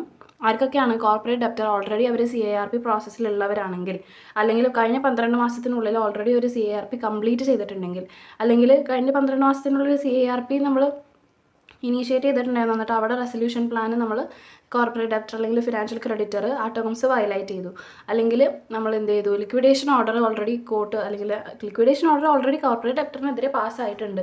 അപ്പോൾ അവരെന്തായാലും ലിക്വിഡേറ്റ് ചെയ്യണം, അവർക്ക് ഇനി CIRP ഇല്ല, ഒന്നുമില്ല. ഓക്കെ, അപ്പോൾ ഇത്രയും പേർക്ക് എന്ത് ചെയ്യാൻ പറ്റില്ല? CIRP ഇനീഷ്യേറ്റ് ചെയ്യാനായിട്ട് പറ്റില്ല. ഈ 3 പേർക്ക് മാത്രം ചെയ്യാം. പക്ഷേ ഈ പറയുന്ന കേസിൽ കോർപ്പറേറ്റ് ഡെപ്റ്റർ ഫിനാൻഷ്യൽ ക്രെഡിറ്ററൊക്കെ ഇൻവോൾവ് ആവുന്നില്ലേ, അങ്ങനെയുള്ള ആൾക്കാർക്ക് ഇത് ചെയ്യാൻ പറ്റില്ല എന്നാണ് ഉദ്ദേശിക്കുന്നത്. Okay, persons who cannot be resolution applicant. ഇത് ആക്ച്വലി നിങ്ങൾ ജസ്റ്റ് ഒന്ന് വായിച്ച് നോക്കാവുന്ന ഒരു ഏരിയ ആണ്. എന്നാലും ഞാൻ അതിനകത്ത് ഇമ്പോർട്ടൻ്റ് ആയിട്ട് എനിക്ക് തോന്നിയതും വളരെ ചെറുതായിട്ടുള്ള പോയിൻറ്റ്സ്, ചെറുതാക്കിയിട്ടുള്ള രീതിയിലാണ് അത് കൊടുത്തിട്ടുള്ളത്. അപ്പോൾ എക്സ്ട്രാ പോയിൻറ്റ്സിനാണെങ്കിൽ നിങ്ങൾക്ക് സ്റ്റഡി മെറ്റീരിയലിലെ പേജ് നമ്പർ 190 റെഫർ ചെയ്യാം. അപ്പോൾ അതിനകത്ത് പറയുന്നത് അൺഡിസ്ചാർജ്ഡ് ഇൻസോൾവെൻ്റ് ആയിട്ടുള്ള ഒരാൾക്ക് ഒരിക്കലും റെസൊല്യൂഷൻ ആപ്ലിക്കൻ്റ് ആവാൻ പറ്റില്ല. റെസൊല്യൂഷൻ ആപ്ലിക്കൻ്റ് ആരാ? നമ്മൾ ഡെഫിനിഷൻസിൽ പഠിച്ചില്ലേ, റെസൊല്യൂഷൻ പ്ലാന് റെസൊല്യൂഷൻ പ്രൊഫഷണലിന് സബ്മിറ്റ് ചെയ്യുന്ന ഒരു പേഴ്സണാണ് റെസൊല്യൂഷൻ ആപ്ലിക്കൻ്റ് എന്ന് പറയുന്നത്. അത് ചിലപ്പോൾ ഒരാളാകാം, ജോയിൻ്റ്ലി 2-3 പേരാകാം, വാട്ട് എവർ ബി. അവർ എന്തൊക്കെ ആവാൻ പാടില്ല എന്നാണ് പറയുന്നത്. അവർ ഈ പറയുന്ന ആൾക്കാരൊന്നും ആവാൻ പാടില്ല. അൺഡിസ്ചാർജ്ഡ് ഇൻസോൾവെൻ്റ് ആവാൻ പാടില്ല. അതുപോലെ തന്നെ disqualified to act as director under companies act 2013. അപ്പോൾ ഇതൊക്കെ പഠിക്കുമ്പോൾ നമ്മൾ കമ്പനീസ് ആക്ടിൽ ഡയറക്ടർ ആവാൻ പറ്റാത്ത കേസൊക്കെ അതിൽ അൺഡിസ്ചാർജ് ഇൻസോൾവെൻ്റ് ഒക്കെ വരുന്നില്ലേ. അപ്പോൾ ജസ്റ്റ് ഓർത്തപ്പോൾ പറഞ്ഞെന്ന് മാത്രം. അൺഡിസ്ചാർജ് ഇൻസോൾവെൻറ്റിന് ഒരിക്കലും റെസൊല്യൂഷൻ ആപ്ലിക്കൻ്റ് ആവാൻ പറ്റില്ല. അതുപോലെ തന്നെ കമ്പനീസ് ആക്ടിൻ്റെ കീഴിൽ ഡയറക്ടർ ആയിട്ട് ഡിസ്ക്വാളിഫൈ ചെയ്തിട്ടുള്ള ഏതെങ്കിലും ആളുണ്ടെങ്കിൽ അവർക്ക് ഒരിക്കലും റെസൊല്യൂഷൻ ആപ്ലിക്കൻ്റ് ആവാൻ പറ്റില്ല. അതുപോലെ തന്നെ വിൽഫുൾ ഡിഫോൾട്ടർ എന്ന് വെച്ച് കഴിഞ്ഞാൽ മനഃപൂർവ്വം കാര്യങ്ങളൊക്കെ തെറ്റിച്ച് ചെയ്യുന്ന ഒരാൾ. അതായത് മുമ്പ് ഈ കമ്പനിയുടെ എന്തെങ്കിലും കാര്യങ്ങളിൽ അയാൾ ഏർപ്പെട്ടിട്ടുണ്ടായിരുന്നു, അത് അയാൾക്ക് ചെയ്യണം എന്ന് പറഞ്ഞ് നമ്മൾ കൊടുത്ത കാര്യങ്ങളൊക്കെ അയാളതിനെതിരാണ് ചെയ്യുന്നത്. മനഃപൂർവ്വം അത് തെറ്റിച്ച് ചെയ്യുന്നു. വിൽഫുള്ളി അയാൾ ഡിഫോൾട്ട് വരുത്താണ് കാര്യങ്ങളിൽ. അങ്ങനെയാണെങ്കിൽ അയാളെ നമുക്ക് വിൽഫുൾ ഡിഫോൾട്ടർ എന്ന് വിളിക്കാം. അല്ലെങ്കിൽ convicted for any offence and imprison for 2 years under 12th schedule of IBCയുടെ കീഴിൽ എന്തെങ്കിലും കാരണത്താൽ ഇയാളുടെ ലൈഫ് ടൈമിൽ 2 വർഷം ജയിലിൽ കിടന്നിട്ടുണ്ട്, ഇംപ്രിസൺമെൻറ്റ് വരുത്തിയിട്ടുണ്ടെങ്കിൽ, അല്ലെങ്കിൽ അങ്ങനെ ഒരു സിറ്റുവേഷനിൽ അയാൾ പെട്ടിട്ടുണ്ടെങ്കിൽ അയാൾക്കൊരിക്കലും റെസൊല്യൂഷൻ ആപ്ലിക്കൻ്റ് ആവാൻ പറ്റില്ല. അതുപോലെ മറ്റേതെങ്കിലും ലോൻ്റെ കീഴിൽ 7 years എങ്കിലും ഇംപ്രിസൺമെൻറ്റ് വരുത്തിയിട്ടുണ്ടെങ്കിൽ, ഇംപ്രിസൺമെൻറ്റ് അയാൾക്കെതിരെ വന്നിട്ടുണ്ടെങ്കിൽ അയാൾക്കും ഒരിക്കലും റെസൊല്യൂഷൻ ആപ്ലിക്കൻ്റ് ആവാനായിട്ട് പറ്റില്ല. അപ്പോൾ ഇതിലും കൂടുതൽ പോയിൻറ്റ്സ് ഉണ്ട്. നിങ്ങൾ പേജ് നമ്പർ 190 റെഫർ ചെയ്താൽ മതി. ഇപ്പോൾ ഞാൻ പറഞ്ഞ കുറച്ച് പോയിൻറ്റ്സ് മാത്രം ഇത് ഓർത്ത് വെക്കാനാണ്. അതൊക്കെയാണ് അൺഡിസ്ചാർജ്ഡ് ഇൻസോൾവെൻറ്റ്, അതുപോലെ തന്നെ ഡിസ്ക്വാളിഫൈഡ് ഡയറക്ടർ, അങ്ങനെ നമുക്ക് ഷോർട്ടാക്കിയിട്ട് പറയാം, ഡിസ്ക്വാളിഫൈഡ് ഡയറക്ടർ, പിന്നെ വിൽഫുൾ ഡിഫോൾട്ടർ, അതുപോലെ തന്നെ IBCയുടെ കീഴിൽ 2 years അല്ലെങ്കിൽ അതർ ലോൻ്റെ കീഴിൽ 7 years എങ്കിലും പറ്റിയിട്ടുള്ള ഒരാൾ, ഇംപ്രിസൺമെൻറ്റ് വരുത്തിയിട്ടുള്ള ഒരാൾക്ക് ഒരിക്കലും ഈ പറയുന്ന ആൾക്കാർക്ക് അതൊന്നും എന്ത് ചെയ്യാൻ പറ്റില്ല, റെസൊല്യൂഷൻ ആപ്ലിക്കൻ്റ് ആയിട്ട് പെർഫോം ചെയ്യാനായിട്ട് പറ്റില്ല. ഇനിയാണ് നമ്മൾ നമ്മുടെ മെയിൻ കാര്യത്തിലേക്ക് കിടക്കുന്നത്. Process of initiation by financial creditor. നമ്മൾ പറഞ്ഞു CIRP പ്രോസസ്സ് ആർക്കൊക്കെ ഇനീഷ്യേറ്റ് ചെയ്യാനായിട്ട് പറ്റുമെന്ന് പറഞ്ഞു. നമ്മുടെ ഫിനാൻഷ്യൽ ക്രെഡിറ്റർ, അതുപോലെ തന്നെ operational creditor, corporate debtor himself, ഇത്രയും പേർക്ക് CIRP പ്രോസസ്സ് ഇനീഷ്യേറ്റ് ചെയ്യാനായിട്ട് പറ്റുമെന്ന് പറഞ്ഞു. CIRP പ്രോസസ്സ് എന്താണെന്ന് പറഞ്ഞു? ഒരു ഇൻസോൾവെൻ്റ് ആയിട്ടുള്ള ഒരു ഡെപ്റ്ററിനെ സോൾവെൻ്റ് ആക്കി മാറ്റാനായിട്ട് നമ്മൾ ഹെൽപ്പ് ചെയ്യുന്ന ഒരു പ്രോസസ്സിനെയാണ് CIRP പ്രോസസ്സ് എന്ന് പറയുന്നത്. ഓക്കെ, അപ്പോൾ ഫിനാൻഷ്യൽ ക്രെഡിറ്ററാണ് ഇനീഷ്യേഷൻ നടത്തുന്നതെങ്കിൽ അതിൻ്റെ പ്രോസസ്സ് എങ്ങനെയായിരിക്കും അല്ലെങ്കിൽ എങ്ങനെ ആയിരിക്കണം എന്നാണ് പറയുന്നത്. ഓക്കെ, ഫിനാൻഷ്യൽ ക്രെഡിറ്റർ കോർപ്പറേറ്റ് ഡെപ്റ്റർക്ക് പൈസ കൊടുത്തിട്ടുണ്ടായിരുന്നു, പക്ഷെ കോർപ്പറേറ്റ് ഡെപ്റ്റർ ഡിഫോൾട്ട് വരുത്തി. കോർപ്പറേറ്റ് ഡെപ്റ്റർ ഫിനാൻഷ്യൽ ക്രെഡിറ്റർക്ക് പൈസ കൊടുത്തില്ലേ? നമ്മൾ പറഞ്ഞായിരുന്നു ഡിഫോൾട്ട് എന്ന് പറയുന്നത് എത്രയാവണം? മിനിമം 1 crore എങ്കിലും ഉണ്ടായിരിക്കണം. 10 ലക്ഷമായിട്ട് കാര്യമുണ്ടോ? ഇല്ല. 1 കോടിയെങ്കിലും രൂപ അയാൾ ഇപ്പോഴത്തെ കേസിൽ കേട്ടോ, കോവിഡിന് മുമ്പ് അത് 1 ലക്ഷം ആയിരുന്നു, പക്ഷേ ഇപ്പോഴത്തെ നിലവിലുള്ള നിലവിലെ സിറ്റുവേഷൻ അനുസരിച്ചിട്ട് അത് മിനിമം 1 കോടി രൂപയെങ്കിലും ഡിഫോൾട്ട് വരുത്തിയിട്ടുണ്ടെങ്കിൽ മാത്രമേ CIRPയിലേക്ക് ഇനീഷ്യേറ്റ് ചെയ്യാനായിട്ട് പറ്റുള്ളൂ. അപ്പോൾ കോർപ്പറേറ്റ് ഡെപ്റ്ററും 1 കോടിയെങ്കിലും ഡിഫോൾട്ട് വരുത്തിയിട്ടുണ്ട്. ഫിനാൻഷ്യൽ ക്രെഡിറ്റർക്ക് അത്രയും രൂപ ഡിഫോൾട്ട് വരുത്താന്ന് വെച്ചാൽ എന്താണ്? പൈസ കൊടുക്കാനുള്ള പൈസ കൊടുത്തിട്ടില്ലെങ്കിൽ ഫിനാൻഷ്യൽ ക്രെഡിറ്റർക്ക് ആക്ഷൻ എടുക്കാൻ പറ്റും. Financial creditor can initiate action against corporate debtor. Okay, അപ്പോൾ ഫിനാൻഷ്യൽ ക്രെഡിറ്റർ എന്ന് പറയുന്ന ആൾ ഒന്നുകിൽ അയാൾ മാത്രമായിരിക്കും, ഹിംസെൽഫ്, അല്ലെങ്കിൽ ജോയിൻ്റ്ലി എന്ന് പറയുമ്പോൾ മൊത്തം ഫിനാൻഷ്യൽ ക്രെഡിറ്റേഴ്സിൽ അറ്റ്ലീസ്റ്റ് ഒരു 100 പേരെങ്കിലും ഉണ്ടാവണം, or 10% of total financial creditors. അത് ജസ്റ്റ് നിങ്ങളൊരു ഇതായിട്ട് പഠിച്ചാൽ മതി. അത് അതിലേക്ക് കൂടുതൽ പോകാനൊന്നുമില്ല, കാരണം അതുമായിട്ട് റിലേറ്റഡ് ആയിട്ട് പിന്നെ അധികം പ്രൊവിഷൻസ് പറയുന്നില്ല. ഫിനാൻഷ്യൽ ക്രെഡിറ്റർ അത്ര മൊത്തത്തിൽ അവരെ മാത്രമാണ് പറയുന്നത്. ഓക്കെ, അപ്പോൾ financial creditor himself or jointly corporate ഡെപ്റ്റർക്കെതിരെ ആക്ഷൻ ഇനീഷ്യേറ്റ് ചെയ്യാനായിട്ട് പറ്റും. എങ്ങനെയാണ് ആക്ഷൻ ഇനീഷ്യേറ്റ് ചെയ്യുന്നത്? ഇവർ ആക്ഷൻ ഇനീഷ്യേറ്റ് ചെയ്യുന്നത് NCLTയിലേക്ക് ഒരു ആപ്ലിക്കേഷൻ കൊടുത്തുകൊണ്ടാണ്. ഇവർ ഫിനാൻഷ്യൽ ക്രെഡിറ്റർ കോർപ്പറേറ്റ് ഡെപ്റ്റർക്കെതിരെ ആക്ഷൻ നടത്തുന്നത് NCLTയിലേക്ക് ആപ്ലിക്കേഷൻ കൊടുത്തുകൊണ്ടാണ്. ഈ ആപ്ലിക്കേഷനകത്ത് എന്തൊക്കെ ഉണ്ടാവും? റെക്കോർഡ് ഓഫ് ഡിഫോൾട്ട് ഉണ്ടാവും. റെക്കോർഡ് ഓഫ് ഡിഫോൾട്ട്, ഇവർ ഡിഫോൾട്ട് വരുത്തി എന്നുള്ളതിന് തെളിവ് കണ്ടേ, അതിൻ്റെ റെക്കോർഡ്സ് ഉണ്ടാവും. അതുപോലെ തന്നെ നെയിം ഓഫ് റെസൊല്യൂഷൻ പ്രൊഫഷണൽ. നമ്മൾ പറഞ്ഞു എപ്പോഴും എന്താണ്, ഈ NCLT ഒരു ആപ്ലിക്കേഷൻ അഡ്മിറ്റ് ചെയ്ത് കഴിഞ്ഞാൽ ഒരു ഇൻസോൾവൻസി റെസൊല്യൂഷൻ പ്രൊഫഷണലിനെ അഡ്മിറ്റ് ചെയ്യണം. അപ്പോൾ ആ ഇൻസോൾവൻസി റെസൊല്യൂഷൻ പ്രൊഫഷണലിനെ നമ്മൾക്ക് എന്ത് ചെയ്യാം? അതായത് ഫിനാൻഷ്യൽ ക്രെഡിറ്റർക്ക് പ്രപ്പോസ് ചെയ്യാൻ പറ്റും. അതായത് ഇന്ന ആളെ നിങ്ങൾ ഒന്ന് പരിഗണിക്കണം IRP ആയിട്ട്. എന്നിട്ട് NCLT അത് നോക്കിയിട്ടൊക്കെ അപ്പോയിൻറ്റ് ചെയ്യുള്ളൂ. NCLTക്ക് സമ്മതമാണെങ്കിൽ മാത്രമേ അപ്പോയിൻറ്റ് ചെയ്യുള്ളൂ. പക്ഷേ നമുക്ക് പ്രപ്പോസ് ചെയ്യാനുള്ളൊരു ഒരു റൈറ്റ് നമുക്ക് തരുന്നുണ്ട്. അപ്പോൾ ആപ്ലിക്കേഷനിനകത്ത് എന്തൊക്കെയാണ്? ഫിനാൻഷ്യൽ ക്രെഡിറ്റർക്കെതിരെ കോർപ്പറേറ്റ് ഡെപ്റ്റർ ഫിനാൻഷ്യൽ ക്രെഡിറ്റർക്ക് ഡിഫോൾട്ട് വരുത്തി, അതായത് പൈസ കൊടുത്തില്ല, അങ്ങനെയാണെങ്കിൽ ഫിനാൻഷ്യൽ ക്രെഡിറ്റർക്ക് കോർപ്പറേറ്റ് ഡെപ്റ്റർക്കെതിരെ ആക്ഷൻ എടുക്കാം. ആക്ഷൻ എന്ന് പറയുന്നത് ഒരു ആപ്ലിക്കേഷൻ വഴിയാണ്. ആർക്കാണ് നമ്മളിത് കൊടുക്കുന്നത്? NCLTയിലേക്കാണ് കൊടുക്കുന്നത്. അതിലെന്തൊക്കെ കൊടുക്കും? ഡിഫോൾട്ട് വരുത്തിയതിൻ്റെ റെക്കോർഡ്സ് കൊടുക്കും. ആരെയാണ് നമ്മൾ IRP ആയിട്ട് പ്രപ്പോസ് ചെയ്യുന്നത്? ഇവിടെ നമ്മൾ ടെക്സ്റ്റിൽ നെയിം ഓഫ് റെസൊല്യൂഷൻ പ്രൊഫഷണൽ തന്നെയാണ് കൊടുക്കുന്നത്, പക്ഷേ ആക്ച്വലി അത് IRP തന്നെയാണ്. IRP ആയിട്ട് നമ്മൾ അപ്പോയിൻറ്റ് ചെയ്തിരുന്നത് ആരെയാണോ അയാളെ നമുക്ക് വേണമെങ്കിൽ പ്രപ്പോസ് ചെയ്യാം. ഇയാളെ കൂടി ഒന്ന് കൺസിഡർ ചെയ്യൂ എന്ന് പറഞ്ഞിട്ട് നമുക്ക് പ്രപ്പോസ് ചെയ്യാം. എന്നിട്ട് NCLT എന്ത് ചെയ്യും? വിത്തിൻ 14 ഡേയ്സിൻ്റെ ഉള്ളിൽ NCLT കുറച്ച് കാര്യങ്ങളൊക്കെ നോക്കും. കൺഫേംസ് ഡിഫോൾട്ട്സ് എക്സിസ്റ്റൻസ്, അതായത് ഈ ഡിഫോൾട്ട് ശരിക്കും ഉള്ളതാണോ അതോ ഇല്ലാത്തതാണോ എന്നൊക്കെയുള്ളത് കൃത്യമായിട്ട് ചെക്ക് ചെയ്യും. അതെങ്ങനെ ചെക്ക് ചെയ്യും? Either by checking in IU എന്ന് പറയുന്നത് എന്താണെന്ന് പറഞ്ഞു? Information utility. 5 pillars of regulatory mechanism ഓഫ് IBC എന്നൊക്കെ പറഞ്ഞിട്ട് നമ്മൾ പഠിച്ചില്ലേ? 5 regulatory mechanism, 5 pillars of regulatory mechanism എന്തൊക്കെയായിരുന്നു? IBBI, adjudicating authority, IPA, IP, IU എന്നൊക്കെ പഠിച്ചില്ലേ? അവിടുത്തെ IU ഇല്ലേ, ഇൻഫർമേഷൻ യൂട്ടിലിറ്റി. എന്താണെന്ന് നമ്മൾ പറഞ്ഞത്? ഹബ് ഓഫ് ഇൻഫർമേഷൻ ആണ്. ഓരോ കമ്പനി എത്ര ലയബിലിറ്റീസ് എടുത്തിട്ടുണ്ട്, എത്ര ലോൺസ് ചാർജസ് ഒക്കെ ഉണ്ട് അവർക്ക് എന്ന് പറയുന്ന ഒരു ഇൻഫർമേഷൻ ഹബിനെയാണ് ഇൻഫർമേഷൻ യൂട്ടിലിറ്റി എന്ന് പറയുന്നത്. അപ്പോൾ NCLT ഒന്നുകിൽ അവിടെ ചെക്ക് ചെയ്യും, അല്ലെങ്കിൽ നമ്മുടെ ഫിനാൻഷ്യൽ ക്രെഡിറ്റർ കൊടുത്ത എവിഡൻസിൻ്റെ ബേസിസിൽ, എവിഡൻസ് കൊടുത്തിട്ടുണ്ടല്ലോ, റെക്കോർഡ് ഓഫ് ഡിഫോൾട്ട് ആപ്ലിക്കേഷൻ്റെ ഒപ്പം കൊടുക്കണ്ടേ, അതിൻ്റെ ബേസിസിൽ അവരെന്ത് എടുക്കും? അവർക്ക് മനസ്സിലാവും ഈ ഡിഫോൾട്ട് ശരിക്കും ഉള്ളതാണോ ഇല്ലാത്തതാണോ എന്നുള്ളത്. അങ്ങനെ ഇവർ ഈ ആപ്ലിക്കേഷൻ ഒന്നുകിൽ അഡ്മിറ്റ് ചെയ്യും, അല്ലെങ്കിൽ ആപ്ലിക്കേഷനെ റിജക്റ്റ് ചെയ്യും. അപ്പോൾ ആപ്ലിക്കേഷൻ അഡ്മിറ്റ് ചെയ്യുകയാണെങ്കിൽ ആ നിമിഷം CIRP കമൻസ് ചെയ്യും. ഓക്കെ, അപ്പോൾ നമ്മൾ ഡെഫിനിഷനിൽ പറഞ്ഞ 1-2 കാര്യങ്ങൾ കൂടെ ഞാനിവിടെ കണക്ട് ചെയ്യാം. ഇനീഷ്യേഷൻ ഡേറ്റ്, അതായത് ഫിനാൻഷ്യൽ ക്രെഡിറ്റർ കോർപ്പറേറ്റ് ഡെപ്റ്റർക്കെതിരെ NCLTയിലേക്ക് ആപ്ലിക്കേഷൻ കൊടുക്കുന്ന ആ ഡേറ്റിനെ വിളിക്കുന്ന പേരാണ്, ആപ്ലിക്കേഷൻ കൊടുക്കുന്ന ഡേറ്റിനെയാണ് ഇനീഷ്യേഷൻ ഡേറ്റ് എന്ന് നമ്മൾ പറഞ്ഞത്. ഓക്കെ, CIRP കമൻസ് ചെയ്യുന്ന ഡേറ്റിനെയാണ് നമ്മൾ പറയുന്നത് ഇൻസോൾവൻസി പ്രോസസ് കമൻസ്മെൻറ്റ് ഡേറ്റ് എന്ന് പറഞ്ഞിട്ട്. അത് ഇവിടെ ഇൻസോൾവൻസി കമൻസ്മെൻറ്റ് ഡേറ്റ് എന്ന് പറഞ്ഞിട്ട് ഇവിടെ നമ്മൾ പറഞ്ഞായിരുന്നു, date of admission of an application of CARP എന്ന് പറഞ്ഞിട്ട്. ഓക്കെ, അപ്പോൾ ഈ 2 ഡേറ്റും കൂടെ ഞാൻ ജസ്റ്റ് ഇവിടെ പറഞ്ഞു എന്ന് മാത്രം. അതിനിവിടെ ഭയങ്കരമായ റെലവൻസ് ഉണ്ടോ എന്ന് ചോദിച്ചാൽ പിന്നീട് ഓരോ കാര്യങ്ങൾ പറയുമ്പോൾ ഉണ്ട്. സോ നമ്മൾ നോക്കാം. അപ്പോൾ ടോട്ടൽ പ്രോസസ്സ് ഇതുവരെ എന്താണ്? ഫിനാൻഷ്യൽ ക്രെഡിറ്റർ കോർപ്പറേറ്റ് ഡെപ്റ്റർക്കെതിരെ ആപ്ലിക്കേഷൻ കൊടുക്കുന്നു. ആർക്ക് കൊടുക്കുന്നു? NCLT കൊടുക്കുന്നു. NCLT വിത്തിൻ 14 days ആപ്ലിക്കേഷൻ ഒന്നെങ്കിൽ അഡ്മിറ്റ് ചെയ്യുന്നു അല്ലെങ്കിൽ റിജക്റ്റ് ചെയ്യുന്നു. അഡ്മിറ്റ് ചെയ്ത് കഴിഞ്ഞാൽ CARP കമൻസ് ചെയ്യുന്നു. റിജക്റ്റ് ചെയ്യുകയാണെങ്കിൽ റിജക്റ്റ് ചെയ്യാൻ ഉള്ള ഗ്രൗണ്ട്സ് എന്തൊക്കെയാണെന്നുള്ളതാണ് നമ്മൾ ആദ്യം നോക്കുന്നത്. ഒന്നെങ്കിൽ ഡിഫോൾട്ട് ഒക്കർ ചെയ്തിട്ടില്ല. അങ്ങനെ ഒരു ഡിഫോൾട്ട് ഒക്കർ ചെയ്തിട്ടില്ല എന്ന് NCLTക്ക് മനസ്സിലാവുകയാണ്. അപ്പോൾ അങ്ങനെയാണെങ്കിൽ എന്തിനാണ് CARP പ്രോസസ്സ്? അങ്ങനെ ഒരു ഡിഫോൾട്ടേ ഇല്ല, അവർ കൊടുത്തിട്ടുണ്ടെന്നൊക്കെയാണ് ശരിക്കും. പക്ഷേ ഈ ഫിനാൻഷ്യൽ ക്രെഡിറ്റർ എന്തോ തെറ്റുപറ്റിയതാണ്, അല്ലെങ്കിൽ എന്തെങ്കിലും കാരണത്താൽ അവർക്ക് ഒരു എന്താ പറയുക, അവർക്കൊരു മിസ്അണ്ടർസ്റ്റാൻഡിങ് വഴിയോ അങ്ങനെ എന്തെങ്കിലും, അങ്ങനെ ആക്ച്വലി ഒരു ഡിഫോൾട്ട് ഇല്ല. അങ്ങനെ ഒരു കേസ് വരാണെങ്കിൽ CARP നടക്കൂല, ആപ്ലിക്കേഷൻ റിജക്റ്റ് ആവും. അതുപോലെ ആപ്ലിക്കേഷൻ ഇൻകംപ്ലീറ്റ് ആണ്. അതായത് നമ്മുടെ ഫിനാൻഷ്യൽ ക്രെഡിറ്റർ കോർപ്പറേറ്റ് ഡെപ്റ്റർക്കെതിരെ NCLTയിലേക്ക് ആപ്ലിക്കേഷൻ കൊടുത്തത്, ആ ആപ്ലിക്കേഷനിൽ നമ്മൾ റെക്കോർഡ്സ് ഓഫ് ഡിഫോൾട്ട് കൊടുക്കണം, പ്രപ്പോസ് ചെയ്യണം, ഒരു IRPനെ പ്രപ്പോസ് ചെയ്യണം എന്നൊക്കെ നമ്മൾ പറഞ്ഞു. അതിനകത്ത് എന്തെങ്കിലും ഡീറ്റെയിൽസ് മിസ്സിങ് ഉണ്ടെങ്കിൽ അതിനെ നമുക്ക് ആപ്ലിക്കേഷൻ ഇൻകംപ്ലീറ്റ് എന്ന് വിളിച്ചൂടെ. അപ്പോൾ ഇതിന് വേണ്ടിയിട്ട് 7 days കൊടുക്കും NCLT. നിങ്ങൾ 7 ദിവസത്തിനുള്ളിൽ ഇത് റെക്ടിഫൈ ചെയ്ത് തിരിച്ചു തരണം എന്ന് പറഞ്ഞിട്ട് ഇതിൻ്റെ ഒരു നോട്ടിഫൈ ചെയ്യും. ആർക്ക്? ഈ പറയുന്ന ഫിനാൻഷ്യൽ ക്രെഡിറ്റർക്ക്. എന്നിട്ടും നമ്മൾ റെക്ടിഫൈ ചെയ്തില്ലെങ്കിൽ again application gets totally rejected. ഇത് NCLT ഫിനാൻഷ്യൽ ക്രെഡിറ്ററിനെ അറിയിക്കും. 7 ദിവസത്തിനുള്ളിൽ റെക്ടിഫൈ ചെയ്ത് കഴിഞ്ഞാൽ നമ്മുടെ NCLT അത് ഒന്നും കൂടെ റീചെക്ക് ചെയ്യും. റീചെക്ക് ചെയ്തിട്ട് ഓക്കെ ആണെങ്കിൽ അത് അഡ്മിറ്റ് ചെയ്യും.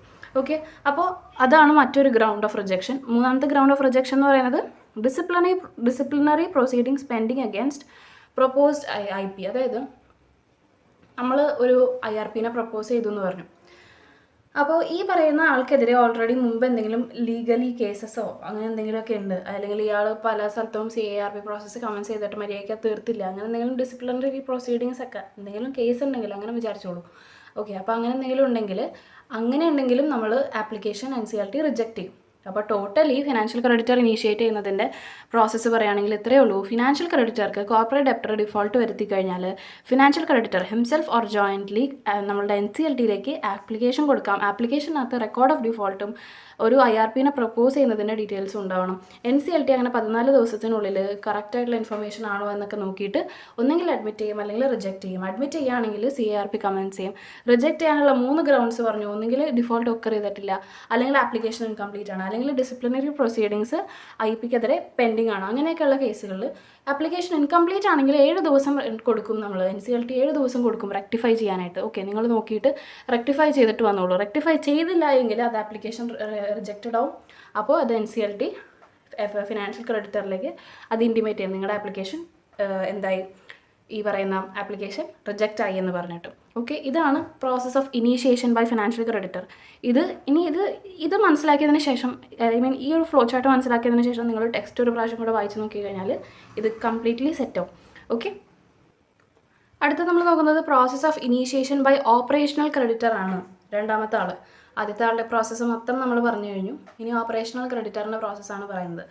ഓപ്പറേഷണൽ ക്രെഡിറ്റർ എന്ന് പറയുന്ന ആൾ കോർപ്പറേറ്റ് ഡെപ്റ്റർക്ക് എന്തോ പൈസ കൊടുത്തു, അല്ലെങ്കിൽ കോർപ്പറേറ്റ് ഡെപ്റ്റർ ഇയാൾക്ക് പൈസ കൊടുക്കാനുണ്ടായിരുന്നു, പക്ഷെ അയാളതിൽ ഡിഫോൾട്ട് വരുത്തി. അങ്ങനെയാണെങ്കിൽ ഓപ്പറേഷണൽ ക്രെഡിറ്റർ നേരെ ചെന്ന് NCLTയിലേക്ക് ആപ്ലിക്കേഷൻ കൊടുക്കുക അല്ല ചെയ്യുന്നത്. ഫിനാൻഷ്യൽ ക്രെഡിറ്റർക്ക് അങ്ങനെ ചെയ്യാൻ പറ്റുമായിരുന്നു. ഓപ്പറേഷണൽ ക്രെഡിറ്റർ അങ്ങനെയല്ല ചെയ്യുന്നത്. ഓപ്പറേഷണൽ ക്രെഡിറ്റർ എന്താണ്? ആദ്യം കോർപ്പറേറ്റ് ഡെപ്റ്റർക്ക് ഒരു ഡിമാൻഡ് നോട്ടീസ് കൊടുക്കുകയാണ്. നീ എനിക്ക് ഇത്രയും പൈസ തരാനുണ്ട് എന്നുള്ളൊരു ഡിമാൻഡ് നോട്ടീസ് കൊടുക്കുകയാണ്. അല്ലെങ്കിൽ ഒരു copy of invoice demanding payment of the unpaid amount, ഇത്രയും എമൗണ്ട് അൺപെയ്ഡ് ഉണ്ടെന്ന് പറഞ്ഞിട്ട് ഒരു ഇൻവോയ്സ് അയക്കുകയാണ്, അതിൻ്റെ ഒരു കോപ്പി കൊടുക്കുകയാണ്. ഇതിലേതെങ്കിലും ആദ്യമേ തന്നെ ഓപ്പറേഷണൽ ക്രെഡിറ്റർ കോർപ്പറേറ്റ് ഡെപ്റ്റർക്ക് കൊടുക്കണം. എന്ത് വരുത്തി കഴിഞ്ഞാൽ? കോർപ്പറേറ്റ് ഡെപ്റ്റർ ഡിഫോൾട്ട് വരുത്തി കഴിഞ്ഞാൽ. ഓക്കെ, അതൊരു പ്രിസ്ക്രൈബ്ഡ് മാനറിലായിരിക്കും. അതിനെപ്പറ്റി നമുക്ക് പഠിക്കാനില്ല. അതൊരു പ്രിസ്ക്രൈബ്ഡ് മാനറിലായിരിക്കും എന്ന് മാത്രമേ പറഞ്ഞിട്ടുള്ളൂ. അപ്പോൾ ഈ ഡിമാൻഡ് നോട്ടീസ് അല്ലെങ്കിൽ ഈ കോപ്പി ഓഫ് ഇൻവോയ്സ് കിട്ടിക്കഴിഞ്ഞാൽ വിത്തിൻ 10 days കോർപ്പറേറ്റ് ഡെപ്റ്റർ എന്തൊക്കെ ചെയ്യണം എന്നുള്ളതാണ് നമ്മൾ നോക്കുന്നത്. അതായത് പല കേസസാണ് നമ്മൾ നോക്കുന്നത്. കോർപ്പറേറ്റ് ഡെപ്റ്റർ പറയാണ്, if he had paid the unpaid ഡെപ്റ്റ്, അതായത് ഞാൻ ഓൾറെഡി പേ ചെയ്തായിരുന്നു, അതായത് നിങ്ങൾക്ക് തെറ്റുപറ്റിയതാണ്, ഞാൻ ആക്ച്വലി എമൗണ്ട് പേ ചെയ്തായിരുന്നു എങ്കിൽ ഇവരെന്ത് ചെയ്യണം? Inform details of electronic transfer or encashment of cheque. അതായത് നമ്മൾ ഓൾറെഡി പേ ചെയ്തിട്ടുണ്ടായിരുന്നു ഈ എമൗണ്ട്, ശരിക്കും ഇത് ഡിഫോൾട്ട് വരുത്തിയിട്ടില്ല. അപ്പോൾ ആ ഡീറ്റെയിൽസ്, ആ പേയ്മെൻറ്റ് നടത്തിയതിൻ്റെ ചെക്കിൻ്റെ ഡീറ്റെയിൽസ് അല്ലെങ്കിൽ ഇലക്ട്രോണിക് ട്രാൻസ്ഫർ ആണെങ്കിൽ അതിൻ്റെ ഡീറ്റെയിൽസും കൂടെ ഫർണിഷ് ചെയ്തുകൊണ്ട് ഇതിനെ നമ്മൾ ആരെ അറിയിക്കണം, കോർപ്പറേറ്റ് ഡെപ്റ്റർ ഓപ്പറേഷണൽ ക്രെഡിറ്ററിനെ അറിയിക്കണം, ഞാൻ ഓൾറെഡി ഇത് പേ ചെയ്തിട്ടുണ്ടായിരുന്നു എന്ന് പറഞ്ഞിട്ട് അറിയിക്കണം. അപ്പോൾ അങ്ങനെ അറിയിച്ചു കഴിഞ്ഞാൽ ഡിഫോൾട്ട് ഇല്ല. അപ്പോൾ പിന്നെ CARP റിക്വയർഡ് ആണോ? അല്ല, CARP is not required. Okay, അപ്പോൾ ഫസ്റ്റത്തെ കേസ് എന്താണ്? കോർപ്പറേറ്റ് ഡെപ്റ്റർ ഓൾറെഡി പേ ചെയ്തിട്ടുണ്ട്, if he had paid the unpaid ഡെപ്റ്റ്. ഇനി if there is existence of dispute, ഈ പറയുന്ന ഓപ്പറേഷണൽ ക്രെഡിറ്ററും കോർപ്പറേറ്റ് ഡെപ്റ്ററും തമ്മിൽ എന്തോ ഒരു ഡിസ്പ്യൂട്ട് ഉണ്ട്. ചിലപ്പോൾ ഇവർ ഓപ്പറേഷണൽ ക്രെഡിറ്റർ ചെയ്ത് കൊടുക്കും. ഇപ്പോൾ ഫോർ എക്സാമ്പിൾ, ഇപ്പോൾ നിങ്ങൾ വിചാരിക്കും ഒരു മാസം KSEB അല്ലെങ്കിൽ നമ്മുടെ ഇലക്ട്രിസിറ്റി ബോർഡ് ഈ കോർപ്പറേറ്റ് ഡെപ്റ്ററുടെ കമ്പനിയിലേക്ക് എന്ത് കൊടുത്തില്ല, ഇലക്ട്രിസിറ്റി കൊടുത്തില്ല. അപ്പോൾ ഓൾറെഡി അവർ തമ്മിൽ ഒരു ഡിസ്പ്യൂട്ട് വരുന്നുണ്ട്. ഇങ്ങനെ കൊടുത്തില്ല എന്നും ഇവർക്ക് കറണ്ട് ഇല്ല എന്നും അങ്ങനെയുള്ള ഒരു പരിപാടിയൊക്കെ ഉണ്ട്. എന്നിട്ടും ഇവർക്ക് ബില്ല് വരാണ്. അങ്ങനെ ഒന്നും വരത്തില്ല. ഞാനൊരു എക്സാമ്പിൾ പറയാണ് മനസ്സിലാവാൻ വേണ്ടിയിട്ട്, വളരെ സിമ്പിളായിട്ട്. അപ്പോൾ അങ്ങനെ വരുമ്പോൾ ഓൾറെഡി അവർ തമ്മിലൊരു ഡിസ്പ്യൂട്ട് ഉണ്ട്. എന്താണ്, കറണ്ട് ഇല്ലായിരുന്നു, പിന്നെന്തിനാണ് ഇനി ബില്ല് അടയ്ക്കണമെന്ന് പറയുന്ന ഒരു ഡിസ്പ്യൂട്ട് ഉണ്ട്. അപ്പോൾ അങ്ങനെ വന്നു കഴിഞ്ഞാൽ എന്ത് ചെയ്യണം? ഈ പറയുന്ന കോർപ്പറേറ്റ് ഡെപ്റ്റർ ഓപ്പറേഷണൽ ക്രെഡിറ്റർക്ക് ഇൻഫോം ചെയ്യണം, ഇങ്ങനെ ഡിസ്പ്യൂട്ട് ഉണ്ടല്ലോ ഓൾറെഡി, പിന്നെ എന്തിനാണ് ഞാൻ പൈസ തരണ്ടേ എന്നുള്ളത്. അപ്പോൾ അങ്ങനെ വരുമ്പോൾ ഡിസ്പ്യൂട്ട് വന്നു കഴിഞ്ഞാൽ ഓർക്കുക, ഡിസ്പ്യൂട്ട് വന്നു കഴിഞ്ഞാൽ application will get rejected. Demand dispute ആയി കഴിഞ്ഞാൽ പിന്നെ CARP നടക്കൂല, അത് അത് റിജക്റ്റഡ് ആയി മാറും. ഓക്കെ, അപ്പോൾ 2 കേസുകൾ പറഞ്ഞു. ഒന്നാമത്തത് ഓൾറെഡി പേ ചെയ്തിട്ടുണ്ട്, കോർപ്പറേറ്റ് ഡെപ്റ്റർ ഓൾറെഡി പേ ചെയ്തിട്ടുണ്ടെങ്കിൽ 10 ദിവസത്തിനുള്ളിൽ അയാൾ ആരെ അറിയിക്കണം? ഈ ഓപ്പറേഷണൽ ക്രെഡിറ്ററിനെ അറിയിക്കണം, ഞാൻ ഓൾറെഡി പേ ചെയ്തിട്ടുണ്ടായിരുന്നു എന്ന് പറഞ്ഞിട്ട് അറിയിക്കണം. ഇനി ഡിസ്പ്യൂട്ട് എക്സിസ്റ്റ് ചെയ്യുന്നുണ്ടെങ്കിൽ അതിനെപ്പറ്റിയും അറിയിക്കണം. നമ്മൾ തമ്മിൽ ഡിസ്പ്യൂട്ട് ഉണ്ടായിരുന്നു, ഇന്ന കാര്യങ്ങൾ കൊണ്ട് ഡിസ്പ്യൂട്ട് ഉണ്ടായിരുന്നു, അങ്ങനെയാണെങ്കിൽ CARP റിജക്റ്റഡ് ആവും. ഓക്കെ, അത് മീൻസ് അത് മുന്നോട്ട് നടക്കൂല, അത്ര തന്നെ.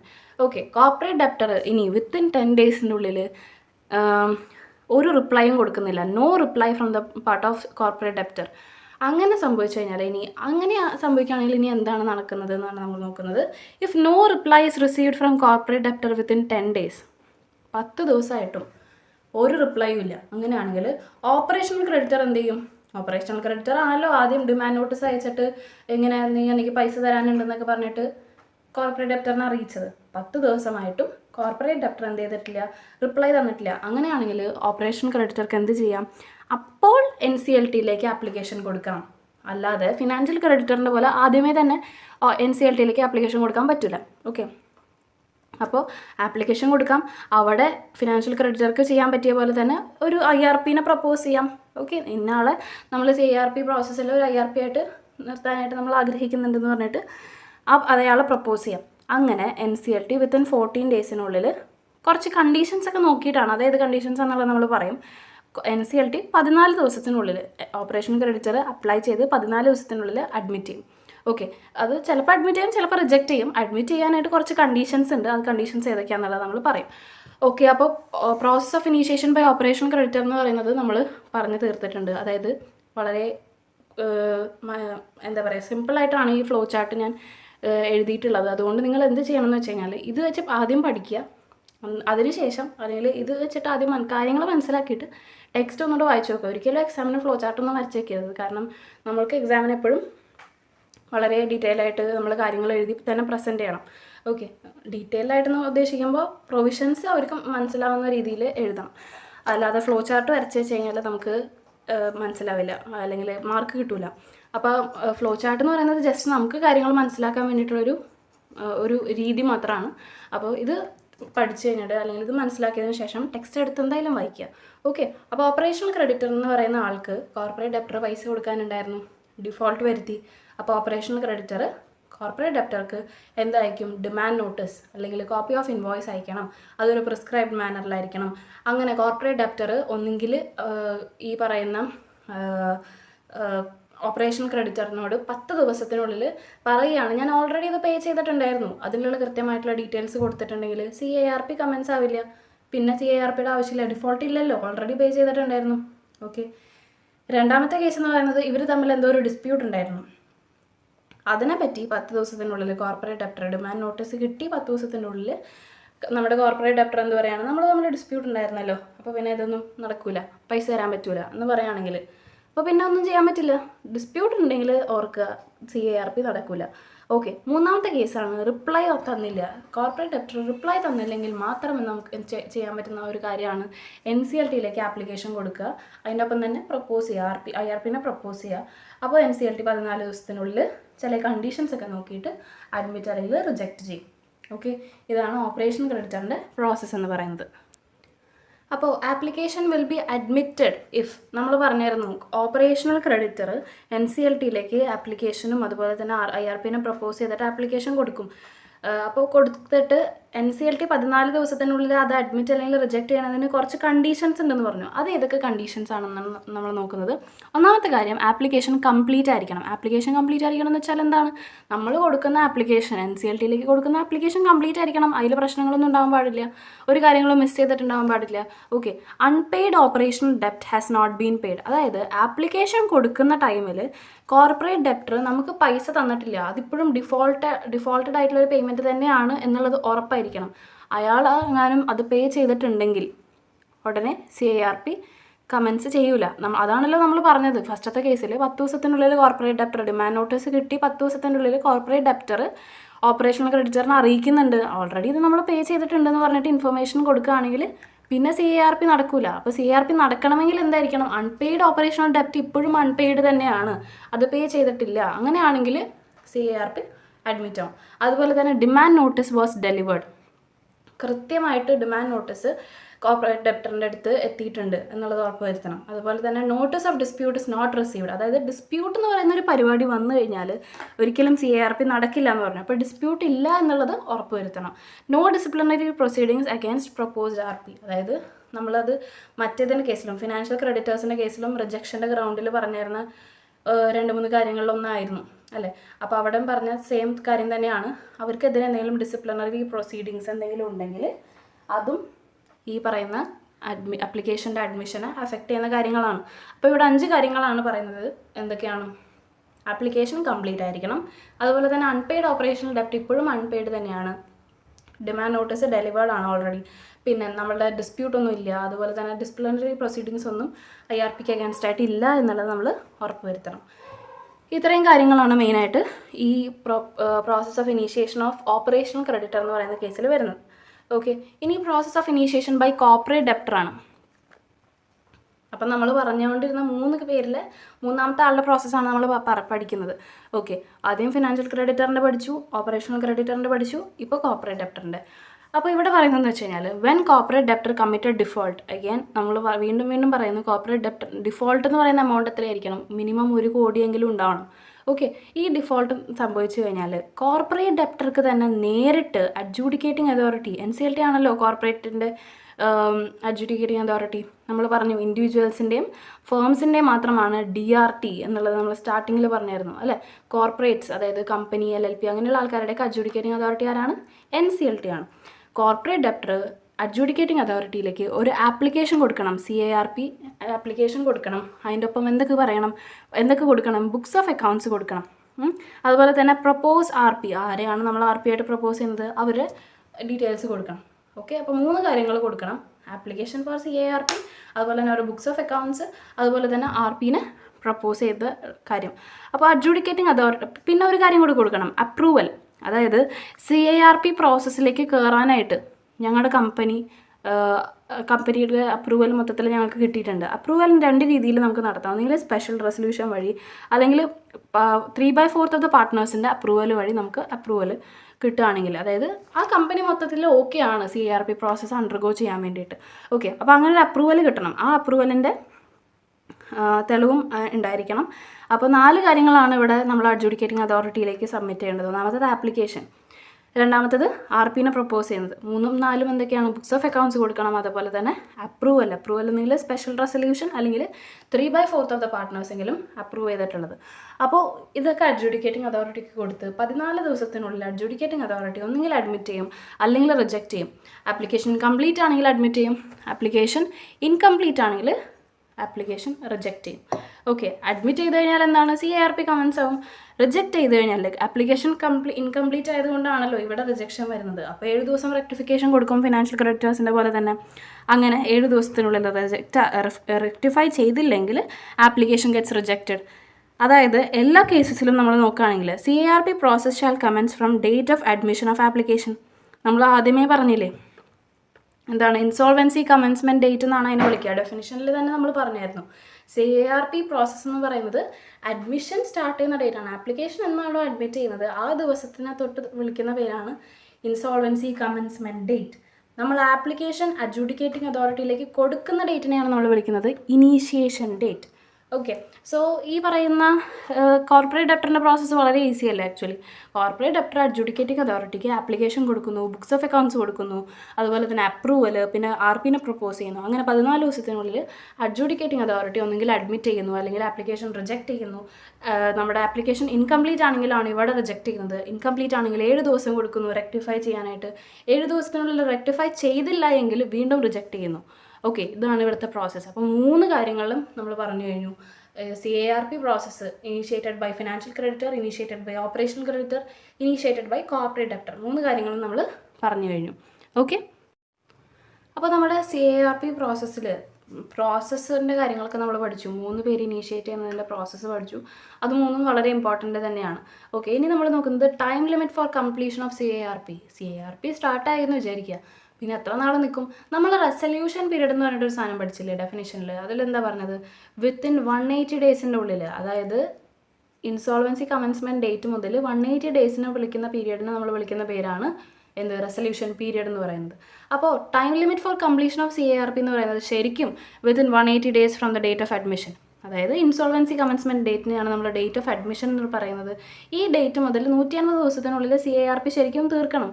But it can be extended for additional 90 days. Additional 90 ഡേയ്സിലേക്ക് ഇത് എക്സ്റ്റെൻഡ് ചെയ്യാൻ വേണമെങ്കിൽ അതിന് അഡ്ജുഡിക്കേറ്റിംഗ് അതോറിറ്റിയുടെ പെർമിഷൻ വേണം. അഡ്ജുഡിക്കേറ്റിംഗ് അതോറിറ്റിയുടെ പെർമിഷൻ എങ്ങനെ കിട്ടുക? If resolution professional files application to adjudicating authority, IRP എന്ത് ചെയ്യണം? കൃത്യമായിട്ട് അഡ്ജുഡിക്കേറ്റിംഗ് അതോറിറ്റിക്ക് എന്ത് കൊടുക്കണം? ആപ്ലിക്കേഷൻ കൊടുക്കണം. അതിനുശേഷം മറ്റൊരു കാര്യം കൂടെ ചെയ്യണം. Resolution passed in committee of creditors by a vote of 66% of voting shares. അതായത് COC എന്നാണ് നമ്മൾ കമ്മിറ്റി ഓഫ് ക്രെഡിറ്റേഴ്സിനെ വിളിക്കുന്നത്. അതായത് അവർ അത് COC ഉണ്ടാവും എന്നൊക്കെ നമ്മൾ പറയുന്നുണ്ട്. അതിൻ്റെ കാര്യങ്ങളൊക്കെ മുന്നോട്ട് പറയുന്നുണ്ട്. എനിവേ, ക്രെഡിറ്റേഴ്സിൻ്റെ കമ്മിറ്റിയിൽ അവർ റെസല്യൂഷൻ പാസ് ചെയ്തിട്ടുണ്ടായിരിക്കണം. അറ്റ്ലീസ്റ്റ് 66% എങ്കിലും പേര് വോട്ട് ചെയ്തിട്ട് ഈ റെസല്യൂഷൻ പാസ് ചെയ്തിട്ടുണ്ടായിരിക്കണം. എന്തിന്? നമ്മളുടെ ഈ എക്സ്റ്റൻഷൻ്റെ ഡേറ്റിൻ്റെ കാര്യത്തിൻ്റെ അങ്ങനെ ഒരു റെസല്യൂഷനാണ് ഇവിടെ പാസ് ചെയ്യുന്നത്. അപ്പോൾ അതിന് 66% വോട്ടെങ്കിലും നമുക്ക് വേണം. അപ്പോൾ ആദ്യം പറഞ്ഞു 180 ഡേയ്സ് ആണ് ശരിക്കും വേണ്ടത്. അതിനാണ് നമ്മൾ റെസല്യൂഷൻ പീരീഡ് എന്നൊക്കെ നമ്മൾ പഠിച്ചു. പക്ഷേ it can be extend to 90 days. But നമ്മൾക്ക് അഡ്ജുഡിക്കേറ്റിംഗ് അതോറിറ്റിയുടെ പെർമിഷനും കൂടെ വേണം. അത് കിട്ടുന്ന രീതിയാണ് നമ്മൾ പറഞ്ഞത്. എങ്ങനെ പെർമിഷൻ കിട്ടും അതിൻ്റെ 2 കാര്യങ്ങളാണ് നമ്മളിവിടെ പറഞ്ഞത്. പിന്നെ mandatorily to be completed within 360 days. ഇത് ടെക്സ്റ്റിൽ കൊടുത്തേക്കുന്നത് ആക്ച്വലി 360 ഡേയ്സ് എന്നാണ്. പക്ഷെ അത് ശരിക്കും നമ്മൾ പ്രാക്ടിക്കലി നോക്കുകയാണെങ്കിൽ അത് 330 ഡേയ്സ് ആണ്.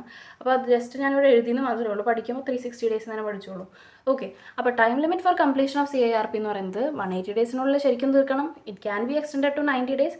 പക്ഷേ ടോട്ടലി നോക്കുകയാണെങ്കിൽ അപ്പോൾ 180 + 90 നോക്കുമ്പോൾ ശരിക്കും 270 ഡേയ്സേ വരുന്നുള്ളൂ.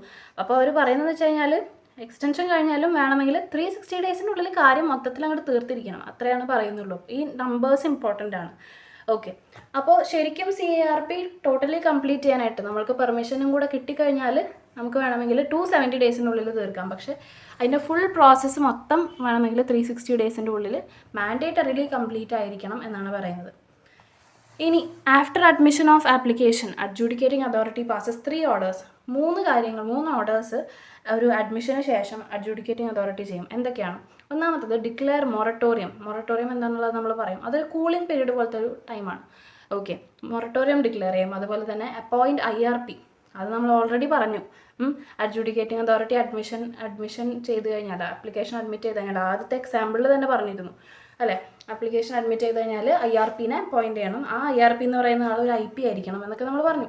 അപ്പോൾ IRPനെ അപ്പോയിൻറ്റ് ചെയ്യും. 3ാമത്തെ കാര്യം പബ്ലിക് അനൗൺസ്മെൻറ്റ് നടത്തും. ഈ കമ്പനി CARP ചെയ്യാൻ പോവാണ് എന്ന് പറഞ്ഞിട്ടൊരു പബ്ലിക് അനൗൺസ്മെൻറ്റ് നടത്തും. ഓക്കെ, ദെൻ മൊറട്ടോറിയം എന്താണെന്നുള്ളത് നമുക്ക് നോക്കാം. മൊറട്ടോറിയം എന്ന് വെച്ച് കഴിഞ്ഞാൽ കൂളിംഗ് പീരീഡ് ആണ്. നമ്മൾ പറഞ്ഞ പോലെ കൂളിംഗ് പീരീഡ് ആണ്. It means delay or suspension of any activity or law. ഇപ്പോൾ തൽക്കാലം മീൻസ് ലോ ഒന്നും വേണ്ട, അല്ലെങ്കിൽ തൽക്കാലം ആക്ടിവിറ്റീസ് ഒക്കെ നിർത്തി വയ്ക്കുക, കൂളിംഗ് പീരീഡ് ആണ്. Legal authorization of debtors to delay payments due. അതായത് ഡെപ്റ്റേഴ്സിന് കുറച്ച് ടൈം കൊടുക്കുകയാണ് നമ്മൾ. ഈ സമയത്തിൻ്റെ ഉള്ളിൽ അവർക്കതൊരു കൂളിംഗ് പീരീഡ് ആണ്. ഈ സമയത്തിനുള്ളിൽ നമ്മൾ ആരും അവർ ഓരോ ഡെപ്റ്റ് വേണം, അത് വേണം, ഐ മീൻ നിങ്ങൾ തിരിച്ചടയ്ക്കണം എന്നൊക്കെ ചോദിച്ച് അവരെ ബുദ്ധിമുട്ടിക്കാൻ പാടില്ല. നമ്മൾ CARP പ്രോസസ്സ് നടത്തുന്നത് എന്തിനാണ്? ഇൻസോൾവൻ്റ് ആയിട്ടുള്ളവരെ സോൾവൻ്റ് ആക്കാൻ വേണ്ടിയിട്ടാണ്. അതിൻ്റെ ഇടയിൽ നമ്മൾ പോയി ബുദ്ധിമുട്ടിക്കാൻ നിന്ന് കഴിഞ്ഞാൽ പിന്നെ ഇത് നടക്കുമോ? ഇല്ല. അവർക്ക് അതിൻ്റെതായ ടൈമാണ് IBC എന്ന് പറയുന്ന കോഡ് പ്രൊവൈഡ് ചെയ്യുന്നത്. ഓക്കെ, അപ്പോൾ ആ ടൈമാണ് നമ്മൾ ടൈം ലിമിറ്റൊക്കെയാണ് നമ്മൾ നേരത്തെ പഠിച്ചത്. അപ്പോൾ മൊറട്ടോറിയം എന്ന് പറയുന്നത് ഈ കൂളിംഗ് പീരീഡിനാണ്. അപ്പോൾ ഈ മൊറട്ടോറിയം എന്ന് പറയുന്നത് എപ്പോൾ ഡിക്ലെയർ ആവും? On insolvency commencement date, adjudicating authority shall declare moratorium. Insolvency commencement date-ൻ്റെ അന്ന് മൊറട്ടോറിയം ഡിക്ലെയർ ചെയ്യും. ആര്? Adjudicating authority. അപ്പോൾ നമ്മൾ പറഞ്ഞു മൊറട്ടോറിയം എന്ന് പറയുന്നത് അവർക്ക് കുറച്ച് സമയം കൊടുക്കുന്നതാണെന്നൊക്കെ പറഞ്ഞു. ഇനി നോട്ടായിട്ട് നമുക്ക് പഠിക്കാനുള്ളത്, supply of essential goods or service to the corporate debtor shall not be terminated, suspended or interrupted during moratorium period. ഇപ്പോൾ ഫോർ എക്സാമ്പിൾ KSEB ആയിട്ട് KSEB നമ്മുടെ ഓപ്പറേഷണൽ ക്രെഡിറ്ററാണെന്ന് വിചാരിക്കാം. അവർക്ക് നമ്മൾ പൈസ കൊടുക്കാനുണ്ട്. അപ്പോൾ അവർ പറയാം CARP ഇതൊക്കെ തുടങ്ങിയില്ലേ, ബാക്കിയൊക്കെ അയക്ക് ശരിയാക്കിയിട്ട് പൈസ എന്ന് പറഞ്ഞിട്ട് അവർ കറണ്ട് അങ്ങോട്ട് കട്ട് ചെയ്യുകയാണെങ്കിൽ ഇതൊക്കെ കട്ട് ചെയ്തിട്ട് വല്ല കാര്യമുണ്ടോ? ഇതൊക്കെ ഉണ്ടെങ്കിലല്ലേ നമുക്ക് എന്തെങ്കിലും ചെയ്യാൻ പറ്റുള്ളൂ. CARP പ്രോസസ്സ് എന്ന് പറയുന്നത് ആക്ച്വലി എന്തിനാണ്? ഇൻസോൾവെൻറ്റിനെ സോൾവെൻ്റ് ആക്കാൻ വേണ്ടിയിട്ടാണ്. അപ്പോൾ അതിന് വേണ്ട എല്ലാ സാഹചര്യങ്ങളും ലോ തന്നെ ഒരുക്കി കൊടുക്കുന്ന ഒരു പീരീഡാണ് മൊറട്ടോറിയം പീരീഡ് എന്ന് പറയുന്നത്.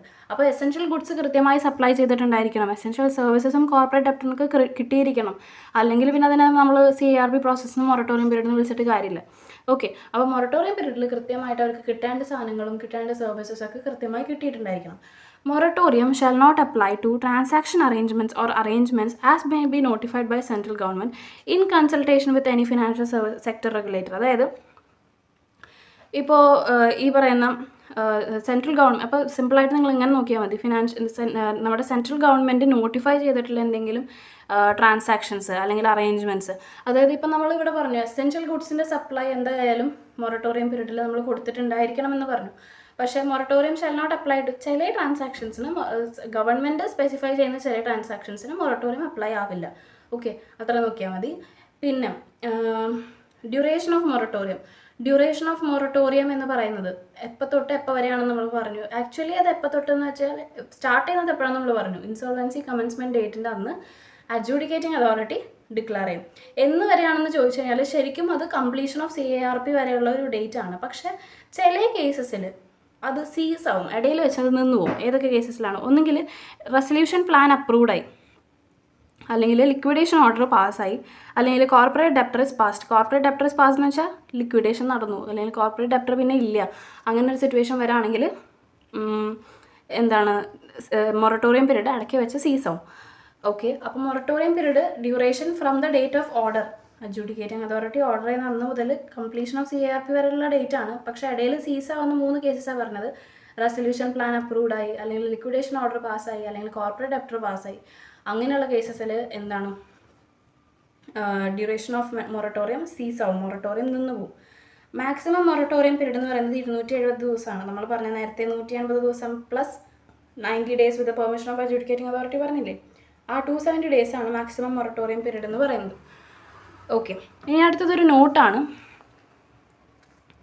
Provision of moratorium overrides limitation act or any law. അതായത് ലിമിറ്റേഷൻ ആക്ട്, ഫോർ എക്സാമ്പിൾ ഇപ്പോൾ പറയുകയാണെങ്കിൽ ഒരു അസറ്റിനെ നോൺ പെർഫോമിംഗ് അസറ്റായിട്ട് ട്രീറ്റ് ചെയ്യണമെങ്കിൽ നമ്മൾ പറയും 90 ഡേയ്സ് കഴിഞ്ഞാൽ അതിനെ നമ്മൾ നോൺ പെർഫോമിംഗ് അസറ്റായിട്ട് ട്രീറ്റ് ചെയ്യുമെന്ന് പറയുന്നുണ്ട്. ഇപ്പോൾ മൊറട്ടോറിയം വരുന്ന കേസിൽ അതെങ്ങനെയാണ് ഡീൽ ചെയ്യുന്നതെന്ന് പറയാം. ഞാനിവിടെ എഴുതി കാണിക്കാം. അതായത് ഒരു അസറ്റ് 90 ഡേയ്സിന് ശേഷം 90 ഡേയ്സിന് ശേഷമാണ് അതിനെ NP ആയിട്ട് ട്രീറ്റ് ചെയ്യുള്ളൂ എന്ന് പറഞ്ഞു. അതിന് കുറേ കണ്ടീഷൻസും കാര്യങ്ങളൊക്കെ വേറെ ഉണ്ട്, പക്ഷേ അതിലേക്ക് ഞാൻ പോകുന്നില്ല. ഈ നമ്പർ ഓഫ് ഡേയ്സിൻ്റെ കാര്യം മാത്രം നിങ്ങൾ നോക്കിയാൽ മതി. അസറ്റിനെ നമ്മൾ 90 ഡേയ്സ് കഴിഞ്ഞാൽ അത് ചില സിറ്റുവേഷൻസിലേക്കാണ് NP ആയിട്ട് ട്രീറ്റ് ചെയ്യുന്നത്. അതൊക്കെ നിങ്ങൾ വേണമെങ്കിൽ കൂടുതൽ ഡീറ്റെയിൽ ആയിട്ട് നോക്കിക്കോളൂ. അപ്പോൾ 90 ഡേയ്സിന് ശേഷമാണ് NP ആയിട്ട് ട്രീറ്റ് ചെയ്യുക. ഡേയ്സ് എന്നുള്ളതിനെ ഫോക്കസ് ചെയ്യുക. ഓക്കെ, അപ്പോൾ മൊറട്ടോറിയം ഇപ്പോൾ ഒരു 45 ഡേയ്സ് കഴിഞ്ഞു. ഈ 90 ഡേയ്സിനകത്ത് ഒരു 45 ഡേയ്സ് കഴിഞ്ഞപ്പോഴാണ് നമ്മൾ എന്ത് ചെയ്യുന്നത്, മൊറട്ടോറിയം ഡിക്ലെയർ ചെയ്യുന്നത്. Moratorium is declared. അപ്പോൾ നമുക്കറിയാം മൊറട്ടോറിയം മാക്സിമം 270 ഡേയ്സിന് മൊറട്ടോറിയം കിട്ടും എന്നുള്ളത് നമുക്കറിയാം. ഓക്കെ. അപ്പോൾ നമ്മൾ നോക്കുമ്പോൾ ആക്ച്വലി 45 ഡേയ്സ് കഴിഞ്ഞു. ഇനി ഒരു 45 ഡേയ്സും കൂടെ കഴിഞ്ഞ് കഴിഞ്ഞാൽ ഇത് അസറ്റ് NPA ആയി മാറേണ്ടതാണ്. പക്ഷേ അതിൻ്റെ ഇടയ്ക്ക് മൊറട്ടോറിയം ഡിക്ലെയർ ചെയ്തിട്ടുണ്ടെങ്കിൽ ഈ 270 ദിവസവും കൂടി കഴിഞ്ഞിട്ട് പ്ലസ് 45 ഡേയ്സും കൂടെ കഴിഞ്ഞാലേ അസറ്റ് NPA ആയിട്ട് മാറുള്ളൂ. അതായത് moratorium over rides the limitation act. ഈ ലിമിറ്റേഷൻ ആക്റ്റാണ് ഈ 90 ഡേയ്സ് എന്ന് പറയുന്ന ആ ഒരു ലിമിറ്റ് ഇട്ട് വെച്ചേക്കുന്നത്. പക്ഷേ അതിൻ്റെ ഇടയ്ക്ക് മൊറട്ടോറിയം ഡിക്ലെയർ ചെയ്ത് കഴിഞ്ഞാൽ ആ ആക്ടിന് അപ്പോൾ എന്താ പറയുക, വാല്യൂ ഇല്ലാതാവും. ആ ആക്ട് അപ്പം നിന്ന് പോയിട്ട് മൊറട്ടോറിയം അവിടെ ആക്ട് ചെയ്യും. മൊറട്ടോറിയം എന്ന് പറയുന്ന പീരീഡാണ് അവിടെ കയറുന്നത്. അതിനുശേഷം 270 ദിവസത്തിന് ശേഷം ബാക്കിയുള്ള number of days of limitation act എത്രയാണ്? 45 ദിവസം ഓൾറെഡി കഴിഞ്ഞിട്ടാണ് മൊറട്ടോറിയം ഡിക്ലെയർ ചെയ്തത്. അപ്പോൾ ബാക്കി 45 ദിവസം ഈ 270 ശേഷം വർക്ക് ചെയ്യും. അപ്പോൾ പിന്നെയാണത് NPA ആയിട്ട് മാറുള്ളൂ. അതാണ് provision of moratorium overrides limitation act or any law എന്ന് പറയുന്നത്. ഓക്കെ, ഇനി അടുത്ത് നമ്മൾ നോക്കുന്നത് അപ്പോയിൻമെൻറ്റ് ഓഫ് IRP ആണ്. നമ്മൾ പറഞ്ഞു അഡ്ജുഡിക്കേറ്റിംഗ് അതോറിറ്റി ആപ്ലിക്കേഷൻ അഡ്മിറ്റ് ചെയ്ത് കഴിഞ്ഞാൽ തന്നെ നമ്മൾ ഒരു IRPനെ പ്രപ്പോസ് ചെയ്ത IRPനെ അഡ്മിറ്റ് ചെയ്യും. അയാൾ നമുക്ക് വേണമെങ്കിൽ പ്രപ്പോസ് ചെയ്യാമെന്നൊക്കെ പറഞ്ഞിരുന്നില്ലേ? ഒന്നുകിൽ ഫിനാൻഷ്യൽ ക്രെഡിറ്ററിനോ ഓപ്പറേഷണൽ ക്രെഡിറ്ററിനോ കോർപ്പറേറ്റ് ഡെപ്റ്ററിനൊക്കെ പ്രപ്പോസ് ചെയ്യാമെന്ന് പറഞ്ഞിരുന്നു. അപ്പോൾ ഇൻസോൾവൻസി കമൻസ്മെൻറ്റ് ഡേറ്റ് നമ്മൾ പറഞ്ഞ പോലെ തന്നെ ആപ്ലിക്കേഷൻ അഡ്മിറ്റ് ചെയ്ത അന്ന് തന്നെ അഡ്ജുഡിക്കേറ്റിംഗ് അതോറിറ്റി IRPനെ അപ്പോയിൻറ്റ് ചെയ്യും. ഇനി on application of financial creditor or operational creditor, അതായത് ഫിനാൻഷ്യൽ ക്രെഡിറ്ററോ ഓപ്പറേഷണൽ ക്രെഡിറ്ററോ അല്ലെങ്കിൽ കോർപ്പറേറ്റ് ഡെപ്റ്ററൊക്കെ ഒരു ആപ്ലിക്കേഷൻ വെച്ചിട്ടുണ്ട്. RP proposed shall be appointed as IRP. അതായത് അവിടേക്ക് പോകണ്ട. അതായത് ഇവരൊക്കെ ആപ്ലിക്കേഷനിൽ ഒപ്പം വെച്ചിട്ടുണ്ടെന്ന്, നമ്മൾ ഇന്നയാൾ പ്രപ്പോസ് ചെയ്യുന്നുണ്ട് അല്ലെങ്കിൽ ഈ പറയുന്ന ആളെ ഒന്ന് നിങ്ങൾ കൺസിഡർ ചെയ്യുന്നു പറഞ്ഞിട്ട് അഡ്ജുഡിക്കേറ്റിംഗ് അതോറിറ്റിക്ക് CARP പ്രോസസ്സിന് ആപ്ലിക്കേഷൻ്റെ ഒപ്പം തന്നെ ഒരാളുടെ പേരും കൂടെ പ്രപ്പോസ് ചെയ്തിട്ടുണ്ടെങ്കിൽ അയാളെ നമ്മൾ IRP ആയിട്ട് അപ്പോയിൻറ്റ് ചെയ്യും. പക്ഷേ നോക്കേണ്ട കാര്യം no disciplinary proceedings are pending and no other RP is proposed. അയാൾ മാത്രമാണ് നമ്മൾ പ്രപ്പോസ് ചെയ്തത്. അതുപോലെ തന്നെ അയാൾക്കെതിരെ വേറെ ഡിസിപ്ലിനറി പ്രൊസീഡിങ്സ് ഒന്നും ഇല്ലെങ്കിൽ നമ്മുടെ അഡ്ജുഡിക്കേറ്റിംഗ് അതോറിറ്റി അയാളെ IRP ആയിട്ട് അപ്പോയിൻറ്റ് ചെയ്യും. ഓക്കെ, നോർമലി എന്താ സംഭവിക്കുന്നത്? ഇൻസോൾവൻസി കമൻസ്മെൻറ്റ് ഡേറ്റിൻ്റെ അന്ന് അഡ്ജുഡിക്കേറ്റിംഗ് അതോറിറ്റി IRPനെ അപ്പോയിൻറ്റ് ചെയ്യും. ഇനി ആപ്ലിക്കേഷൻ വെച്ച സമയത്ത് നമ്മൾ പറഞ്ഞിട്ടുണ്ട് RPനെ പ്രപ്പോസ് ചെയ്തിട്ടുണ്ടെങ്കിൽ അയാളെ നമ്മൾ അപ്പോയിൻറ്റ് ചെയ്യും. പക്ഷേ 1-2 കാര്യങ്ങൾ മാത്രം ശ്രദ്ധിക്കണം. വേറെ ആരെയും നമ്മൾ പ്രപ്പോസ് ചെയ്തിട്ടില്ല, അതേപോലെ അയാൾക്കെതിരെ ഡിസിപ്ലിനറി പ്രൊസീഡിങ്സ് ഒന്നും ഇല്ല എന്നുള്ളത് നമ്മൾ ഉറപ്പുവരുത്തണം. അടുത്ത് നമ്മൾ നോക്കുന്നത് management of affairs and authority of IRP എന്നുള്ളൊരു പോർഷനാണ്. അതായത് ഈ IRP എന്തൊക്കെ കാര്യങ്ങൾ അയാൾക്ക് ചെയ്യാം, എന്തൊക്കെയാണ് അയാളുടെ അതോറിറ്റി എന്നുള്ളതാണ് നമ്മൾ നോക്കുന്നത്. അപ്പോയിൻമെൻറ്റ് ഡേറ്റിൻ്റെ അന്ന് മുതൽ നമ്മുടെ കോർപ്പറേറ്റ് ഡെപ്റ്ററിൻ്റെ മാനേജ്മെൻറ്റ് ഓഫ് അഫയേഴ്സ് ഒക്കെ നോക്കുന്നത് ആരാണ്? IRP ആണ്. അതുപോലെ തന്നെ കോർപ്പറേറ്റ് ഡെപ്റ്ററിൻ്റെ ബോർഡ് ഓഫ് ഡയറക്ടേഴ്സിൻ്റെയും അതുപോലെ തന്നെ പാർട്ട്നേഴ്സിൻ്റെയും പവേഴ്സ് മൊത്തം വെസ്റ്റ് ചെയ്യുന്നത് IRPയുടെ കയ്യിലായിരിക്കും. അതുപോലെ തന്നെ officers and managers of the corporate debtor shall report and provide access to documents and records of corporate debtor. അതായത് കോർപ്പറേറ്റ് ഡെപ്റ്ററിൻ്റെ എല്ലാ റിപ്പോർട്ട്സും അവരുടെ ഡോക്യുമെൻറ്റ്സ് ഒക്കെ ആക്സസ് ചെയ്യാനായിട്ട് ഓഫീസേഴ്സും മാനേജേഴ്സും IRPനെ ഹെൽപ്പ് ചെയ്യണം. അതായത് അതിൻ്റെ ഡീറ്റെയിൽസ് ഒക്കെ കൊടുക്കണം. ഓക്കെ, പിന്നെ financial institutions maintaining accounts of the corporate debtor shall act on instructions of IRP and shall furnish all info to the IRP. അതായത് IRP ചോദിക്കുന്ന എല്ലാ കാര്യങ്ങളും അവരുടെ ഡീറ്റെയിൽസും ഒക്കെ ഫിനാൻഷ്യൽ ഇൻസ്റ്റിറ്റ്യൂഷൻസ്, അതായത് കോർപ്പറേറ്റ് ഡെപ്റ്ററിൻ്റെ അക്കൗണ്ട്സ് മെയിൻറ്റെയിൻ ചെയ്യുന്നത് മറ്റേതെങ്കിലും ഫിനാൻഷ്യൽ ഇൻസ്റ്റിറ്റ്യൂഷൻസ് ആണെങ്കിൽ അവരും ഇവരെ ഹെൽപ്പ് ചെയ്യണം. ഈ ഓഫീസേഴ്സും മാനേജേഴ്സൊക്കെ ഹെൽപ്പ് ചെയ്യുന്ന പോലെ തന്നെ. ഓക്കെ, അവർ ആക്ട് ചെയ്യേണ്ടത് IRP പറയുന്ന രീതിയിലായിരിക്കണം ഫിനാൻഷ്യൽ ഇൻസ്റ്റിറ്റ്യൂഷൻസൊക്കെ അപ്പോൾ തൊട്ട് ആക്ട് ചെയ്യേണ്ടത്. Okay, IRP should protect and preserve value of property of corporate debtor. ഇത് നമ്മൾ സ്റ്റാർട്ടിങ്ങിലേ പറഞ്ഞായിരുന്നു. എന്ത് പറഞ്ഞു? പർപ്പസ് ഓഫ് IBCയിൽ പറഞ്ഞായിരുന്നു മാക്സിമൈസ് വാല്യൂ ഓഫ് അസറ്റ്സ്. അതുപോലെ തന്നെ അതാണ് ഉദ്ദേശിക്കുന്നത്. അതായത് ഈ സമയത്ത് ഇവരുടെ വാല്യൂ, അസറ്റിൻ്റെ വാല്യൂ കുറഞ്ഞു പോകരുത് എന്നുള്ളത്, അത് പ്രൊട്ടക്റ്റ് ചെയ്യണം, അവരുടെ പ്രോപ്പർട്ടീനെ പ്രൊട്ടക്റ്റ് ചെയ്യണം, പ്രിസർവ് ചെയ്യണം എന്നൊക്കെ ഉള്ളത് IRPയുടെ ഡ്യൂട്ടിയാണ്. അതുപോലെ തന്നെ അവരുടെ ഓപ്പറേഷൻസ് മാനേജ് ചെയ്യണം. ഏത് രീതിയിൽ? ആസ് എ ഗോയിങ് കൺസേൺ ആയിട്ട് അവർ മാനേജ് ചെയ്യണം. കാരണം അങ്ങനെ മാനേജ് ചെയ്താലാണ് CARP കഴിഞ്ഞാൽ ഇവർക്ക് മുന്നോട്ട് പോകാൻ പറ്റുള്ളൂ. ഓക്കെ, അപ്പോൾ IRPക്ക് വേറെ കാര്യങ്ങൾ ചെയ്യാൻ പറ്റുന്നത് പ്രൊഫഷണൽസിനെ അപ്പോയിൻറ്റ് ചെയ്യാൻ പറ്റും. ഇൻ്ററിം ഫിനാൻസ് എന്ന് വെച്ച് കഴിഞ്ഞാൽ ഇടയ്ക്ക് വെച്ച് എന്തെങ്കിലും പൈസ ആവശ്യം വരും. അതായത് ഇപ്പോൾ CARP നടക്കുന്നതിൻ്റെ ഇടയിൽ അവർക്ക് തോന്നുകയാണ് കുറച്ചും കൂടെ ഫിനാൻസ്, അതായത് കുറച്ചും കൂടെ ഫണ്ട്സ് ഉണ്ടെങ്കിൽ കുറച്ചും കൂടെ കാര്യങ്ങൾ നമുക്ക് ചെയ്യാൻ പറ്റുമെന്ന് തോന്നുകയാണെങ്കിൽ അവർക്ക് ഇൻ്ററിം ഫിനാൻസ്, അതായത് ഇൻ്ററിം എന്ന് വെച്ച് കഴിഞ്ഞാൽ ഇടയിൽ നമ്മൾ എന്തെങ്കിലും ചെയ്യുന്നതിനാണ്. അതായത് ഇൻ്ററിം ഫിനാൻസ് റേസ് ചെയ്യുകയാണെങ്കിൽ നമുക്ക് അങ്ങനെ ചെയ്യാൻ പറ്റുമെന്ന് തോന്നുകയാണെങ്കിൽ അങ്ങനെ ചെയ്യാം. ഇനി enter into contracts, issue instructions to employees etcetera, ഇതൊക്കെ IRPക്ക് ചെയ്യാൻ പറ്റുന്ന കാര്യങ്ങളാണ്. സോ ഇത് ജസ്റ്റ് നിങ്ങൾക്ക് വായിച്ചാൽ മനസ്സിലാവുന്ന കാര്യമുള്ളൂ. അതുകൊണ്ടാണ് വളരെ കുറച്ച് എക്സ്പ്ലനേഷൻ തന്നത്. അതോറിറ്റി ഓഫ് IRP എന്ന് ചോദിക്കുകയാണെങ്കിൽ IRPയുടെ കയ്യിലാണ് പവേഴ്സ് ഓഫ് മാനേജ്മെൻറ്റ്, അതായത് ബോർഡിൻ്റെയൊക്കെ മാനേജ്മെൻറ്റ് പവേഴ്സ് മൊത്തം ഇരിക്കുന്നത് IRPയുടെ കയ്യിലാണ്. അതുപോലെ തന്നെ IRP can act and execute on behalf of corporate debtor. Corporate ഡെപ്റ്ററുടെ എന്താ പറയുക മുൻനിർത്തി നമുക്ക് കോൺട്രാക്റ്റിൽ ഏർപ്പെടാം, നമുക്ക് എംപ്ലോയീസിനോട് ഓരോ കാര്യങ്ങൾ പറയാം, അതൊക്കെ നമുക്ക് IRPക്ക് ചെയ്യാം. അതുപോലെ തന്നെ can access electronic records of corporate debtor from information യൂട്ടിലിറ്റിയിൽ നിന്ന് നമുക്ക് ഇലക്ട്രോണിക് റെക്കോർഡ്സ് ആക്സസ് ചെയ്യാം.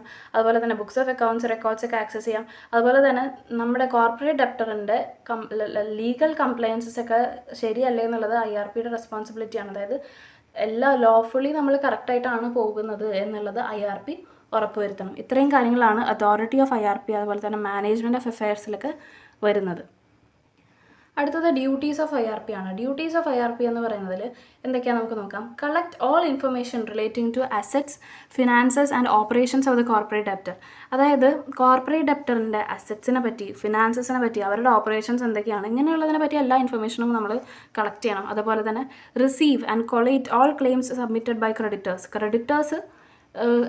ക്രെഡിറ്റേഴ്സിന് എന്തൊക്കെ ക്ലെയിംസ് ഉണ്ട്, അവർക്ക് ഇത്രയും പൈസ കിട്ടാനുണ്ടെന്നൊക്കെ പറഞ്ഞിട്ട് അതൊക്കെ എത്രയാണെന്നുള്ളതും അതിനെ പറ്റിയുള്ള ഇൻഫർമേഷനൊക്കെ നമ്മൾ കളക്ട് ചെയ്ത് വെച്ചിട്ടുണ്ടായിരിക്കണം. Constitute committee of creditors. ഇതാണ് വളരെ ഇമ്പോർട്ടൻ്റ് ആയിട്ടുള്ളൊരു ഡ്യൂട്ടിയാണ്. IRP ചെയ്യേണ്ട വളരെ ഇമ്പോർട്ടൻ്റ് ആയിട്ടുള്ള ഒരു ഡ്യൂട്ടിയാണ് കോൺസ്റ്റിറ്റ്യൂട്ട് കമ്മിറ്റി ഓഫ് ക്രെഡിറ്റേഴ്സ്. ബാക്കിയുള്ളതും ചെയ്യേണ്ടെന്നല്ല, പക്ഷേ ഇത് വളരെ ഇമ്പോർട്ടൻ്റ് ആണ്. ക്രെഡിറ്റേഴ്സിൻ്റെ ക്ലെയിംസ് കളക്ട് ചെയ്തതിന് ശേഷം അവരൊരു കമ്മിറ്റി ഓഫ് ക്രെഡിറ്റേഴ്സ് കോൺസ്റ്റിറ്റ്യൂട്ട് ചെയ്യണം. പിന്നെ അവർ ചെയ്യേണ്ട കാര്യമാണ് monitor assets of the corporate debtor and manage operations. ഇതൊക്കെ നമ്മൾ നേരത്തെ പറഞ്ഞ കാര്യം തന്നെ വീണ്ടും റിപ്പീറ്റ് ചെയ്ത് വരുന്നതാണ്. File information collected with information utility. നമുക്ക് ഇൻഫർമേഷൻ യൂട്ടിലിറ്റി അവരുടെ ആക്സസ് ചെയ്യാനും പറ്റും, അതിനകത്ത് കൂടുതൽ ഇൻഫർമേഷൻസ് കൊടുക്കാനും പറ്റും. പിന്നെ take control and custody of any asset on which corporate debtor has ownership rights. Corporate ഡെപ്റ്ററിന് ഓണർഷിപ്പുള്ള എന്ത് അസറ്റും ഇവർക്ക് അതിനെ കസ്റ്റഡിയിലെടുക്കാനും അതിനെ പ്രൊട്ടക്റ്റ് ചെയ്യാനും പ്രിസർവ് ചെയ്യാനൊക്കെ ഉള്ള റൈറ്റും കൺട്രോളും ഒക്കെ IRPയുടെ കയ്യിലാണുള്ളത്. Perform other activities as specified by board പറയുന്ന പോലത്തെ മറ്റെന്തെങ്കിലും ആക്ടിവിറ്റീസ് ഒക്കെ പെർഫോം ചെയ്യാം. അപ്പോൾ ഡ്യൂട്ടീസ് ഓഫ് IRPയിൽ ഒരിക്കലും മറന്നു പോകാൻ പാടില്ലാത്തൊരു ഡ്യൂട്ടിയാണ് കോൺസ്റ്റിറ്റ്യൂട്ട് കമ്മിറ്റി ഓഫ് ക്രെഡിറ്റേഴ്സ് എന്ന് പറയുന്നത്. അപ്പോൾ ഇനി നമ്മൾ അടുത്തതിലേക്ക് പോകുന്നത് കമ്മിറ്റി ഓഫ് ക്രെഡിറ്റേഴ്സ് എന്ന് പറയുന്നതാണ്. കമ്മിറ്റി ഓഫ് ക്രെഡിറ്റേഴ്സിൽ IRP ചെയ്യേണ്ട കാര്യം, IRP should constitute committee of creditors എപ്പോൾ? After collation of all claims received against corporate debtor and determination of financial position of corporate debtor. അതായത് ക്രെഡിറ്റേഴ്സിൻ്റെ കയ്യിൽ നിന്നൊക്കെ കറക്റ്റായിട്ട് ഇൻഫർമേഷൻ കളക്ട് ചെയ്തിട്ടുണ്ടായിരിക്കണം. ഇത്ര ക്ലെയിംസ് ഓരോ ക്രെഡിറ്റർക്കും നമ്മൾ ഇത്ര എമൗണ്ട് കോർപ്പറേറ്റ് ഡെപ്റ്റർ കൊടുക്കാനുണ്ട് എന്നുള്ളത് ആ ഇൻഫർമേഷനും കളക്ട് ചെയ്യാം. അതുപോലെ തന്നെ കോർപ്പറേറ്റ് ഡെപ്റ്ററിൻ്റെ ഫിനാൻഷ്യൽ പൊസിഷനെ പറ്റി ഒരു അറിവുണ്ടായതിന് ശേഷം മാത്രം IRP ചെയ്യേണ്ട കാര്യമാണ് എന്ത്, COC കോൺസ്റ്റിറ്റ്യൂട്ട് ചെയ്യുക എന്നുള്ളത്. COC കോൺസ്റ്റിറ്റ്യൂട്ട് ചെയ്യുക എന്ന് പറയുന്നത് ഇവരുടെ ഡ്യൂട്ടിയാണെന്ന് പറഞ്ഞു. അപ്പോൾ ഈ COCനകത്ത് എന്തൊക്കെയാണുള്ളത്? ഈ കമ്മിറ്റി ഓഫ് ക്രെഡിറ്റേഴ്സിനകത്ത് ഓൾ ഫിനാൻഷ്യൽ ക്രെഡിറ്റേഴ്സ് അത് കോർപ്പറേറ്റ് ഡെപ്റ്റേഴ്സ്, എല്ലാ ഫിനാൻഷ്യൽ ക്രെഡിറ്റേഴ്സും ഉണ്ടാവും ഇതിനകത്ത് എക്സ്ക്ലൂഡ് ചെയ്യുന്ന കുറച്ച് പേരാണ് financial creditor or representative defaulted under section 6. അതായത് ഡിഫോൾട്ട് അണ്ടർ സെക്ഷൻ 6 എന്ന് പറയുന്നത് സെക്ഷൻ 6ൽ കുറച്ച് കാര്യങ്ങൾ പറയുന്നുണ്ട്. അങ്ങനെയുള്ള ആൾക്കാർക്ക് ഒരിക്കലും ഫിനാൻഷ്യൽ ക്രെഡിറ്റർ റെപ്രസെൻറ്റേറ്റീവ് ആവാൻ പറ്റില്ല. അപ്പോൾ ഇതിനകത്തുള്ള ആൾക്കാർ മെയിനായിട്ട് ആരാണ്? ഫിനാൻഷ്യൽ ക്രെഡിറ്റേഴ്സാണ്. ഓക്കെ, അപ്പോൾ നമ്മൾ ചോദിക്കും ഓപ്പറേഷണൽ ക്രെഡിറ്റർ മാത്രമേ ഉള്ളൂ എങ്കിൽ എന്ത് ചെയ്യും? ഓപ്പറേഷണൽ ക്രെഡിറ്റർ മാത്രമേ ഉള്ളൂ എങ്കിൽ നമ്മളുടെ ബോർഡ് സ്പെസിഫൈ ചെയ്യുന്ന പോലെ അല്ലെങ്കിൽ അപ്പോൾ അവർക്ക് അതിനെപ്പറ്റി നമുക്ക് അധികം പറയാനില്ല, മീൻസ് അധികം പഠിക്കാനില്ല. ബാക്കിയുള്ള കേസസാണ് കൂടുതൽ പഠിക്കാനുള്ളത്. ഫിനാൻഷ്യൽ ക്രെഡിറ്റേഴ്സാണ് മെയിനായിട്ടുള്ളത്. ഇനി അവരില്ല എങ്കിൽ ആസ് സ്പെസിഫൈഡ് എങ്ങനെയാണോ സ്പെസിഫൈ ചെയ്യുന്നത് അതേപോലെ കാര്യങ്ങൾ ചെയ്യണം, അത്രേ ഉള്ളൂ. ഓക്കെ, അപ്പോൾ IRPയുടെ മെയിൻ ഡ്യൂട്ടിയാണ് COC കോൺസ്റ്റിറ്റ്യൂട്ട് ചെയ്യുക എന്നുള്ളത്. COCക്കകത്ത് മെയിനായിട്ട് ഫിനാൻഷ്യൽ ക്രെഡിറ്റേഴ്സാണ് ഉണ്ടാവുക. അവർ സെക്ഷൻ 6ൽ ഡിഫോൾട്ടഡ് ആവാത്ത ആൾക്കാരായിരിക്കണം. ഓക്കെ, അടുത്ത് നമ്മൾ പറയുന്നത് ഇതിൻ്റെ തന്നെ കണ്ടിന്യൂഷൻ ആണ്. If corporate debtor owes financial debts to greater than or equal to 2 financial creditors as part of consortium or agreement. അതായത് കൺസോർട്ടിയം എന്നൊക്കെ പറയുമ്പോൾ ഒരു ഗ്രൂപ്പ് പോലെ, അതായത് ഈ കോർപ്പറേറ്റ് ഡെപ്റ്റർക്ക് ഒരു ഫിനാൻഷ്യൽ ക്രെഡിറ്റർ അല്ല, 2 ഫിനാൻഷ്യൽ ക്രെഡിറ്റർ അല്ല, അത് കൂടുതൽ ഫിനാൻഷ്യൽ ക്രെഡിറ്റേഴ്സ് ഉണ്ടെങ്കിൽ each financial creditor shall be part of committee of creditors. ഓരോ ഫിനാൻഷ്യൽ ക്രെഡിറ്ററും COCയുടെ ഭാഗമായിരിക്കും. അവരുടെ വോട്ടിംഗ് ഷെയർ ഡിറ്റർമിൻ ചെയ്യുന്നത് അവരുടെ basis of financial debts owed to them. അവർക്ക് എത്ര പൈസ നമ്മൾ കൊടുക്കാനുണ്ട് അതിൻ്റെ ബേസിസിലായിരിക്കും അവരുടെ വോട്ടിംഗ് ഷെയർ ഉള്ളത്. ഇപ്പോൾ ഒരാൾക്ക് കുറവ് എമൗണ്ടാണ് മറ്റേ ആളെ ഇപ്പോൾ കമ്പയർ ചെയ്യുമ്പോൾ കൊടുക്കാനുള്ളതെങ്കിൽ അയാളുടെ വോട്ടിംഗ് ഷെയർ കുറവായിരിക്കും. ആ ഫിനാൻഷ്യൽ ഡെപ്റ്റിൻ്റെ ബേസിസിലായിരിക്കും വോട്ടിംഗ് ഷെയർ ഡിറ്റർമിൻ ചെയ്യുന്നത്. If there is no financial creditor COC shall be as specified. നമ്മൾ പറഞ്ഞ പോലെ ഫിനാൻഷ്യൽ ക്രെഡിറ്റർ ഇല്ലെങ്കിൽ പിന്നെ ബാക്കി ആരാ ഉള്ളത്? Operational creditor. അപ്പോൾ അങ്ങനെയാണെങ്കിൽ COC സ്പെസിഫൈ ചെയ്യുന്ന പോലെ, അതായത് അത് ആസ് സ്പെസിഫൈഡ് ആയിരിക്കും. അത്രേ നമുക്ക് പഠിക്കാനുള്ളൂ. Okay. If a person is both financial and operational creditor, ഒരാൾ ഫിനാൻഷ്യൽ ക്രെഡിറ്ററുമാണ് ഓപ്പറേഷണൽ ക്രെഡിറ്ററുമാണ്, അങ്ങനെയാണെങ്കിൽ എങ്ങനെ ചെയ്യും? Shall be included as financial creditor to the extent of financial debts. അയാൾക്ക് നമ്മൾ എത്ര ഫിനാൻഷ്യൽ ഡെപ്റ്റ് കൊടുക്കാനുണ്ടോ അത്രയും തോളം ആ ഒരു ലിമിറ്റ് വരെ അയാൾ ഫിനാൻഷ്യൽ ക്രെഡിറ്ററായിട്ട് നമ്മൾ ട്രീറ്റ് ചെയ്യും. അതുപോലെ തന്നെ അയാൾ ഓപ്പറേഷണൽ ഡെപ്റ്റ്സിൻ്റെ എത്ര എമൗണ്ട് ആണോ ഉള്ളത് അത്രത്തോളം അയാൾ ഓപ്പറേഷണൽ ക്രെഡിറ്ററായിട്ടും നമ്മൾ ട്രീറ്റ് ചെയ്യും. ഓക്കെ. ഇനി നോട്ടായിട്ടുള്ളത്, if financial creditor is a related party of corporate debtor he does not have right to represent or vote or participate in COC. അതായത് നമ്മൾ പറഞ്ഞു COCയിലെ മെയിൻ ആൾക്കാരാണ്?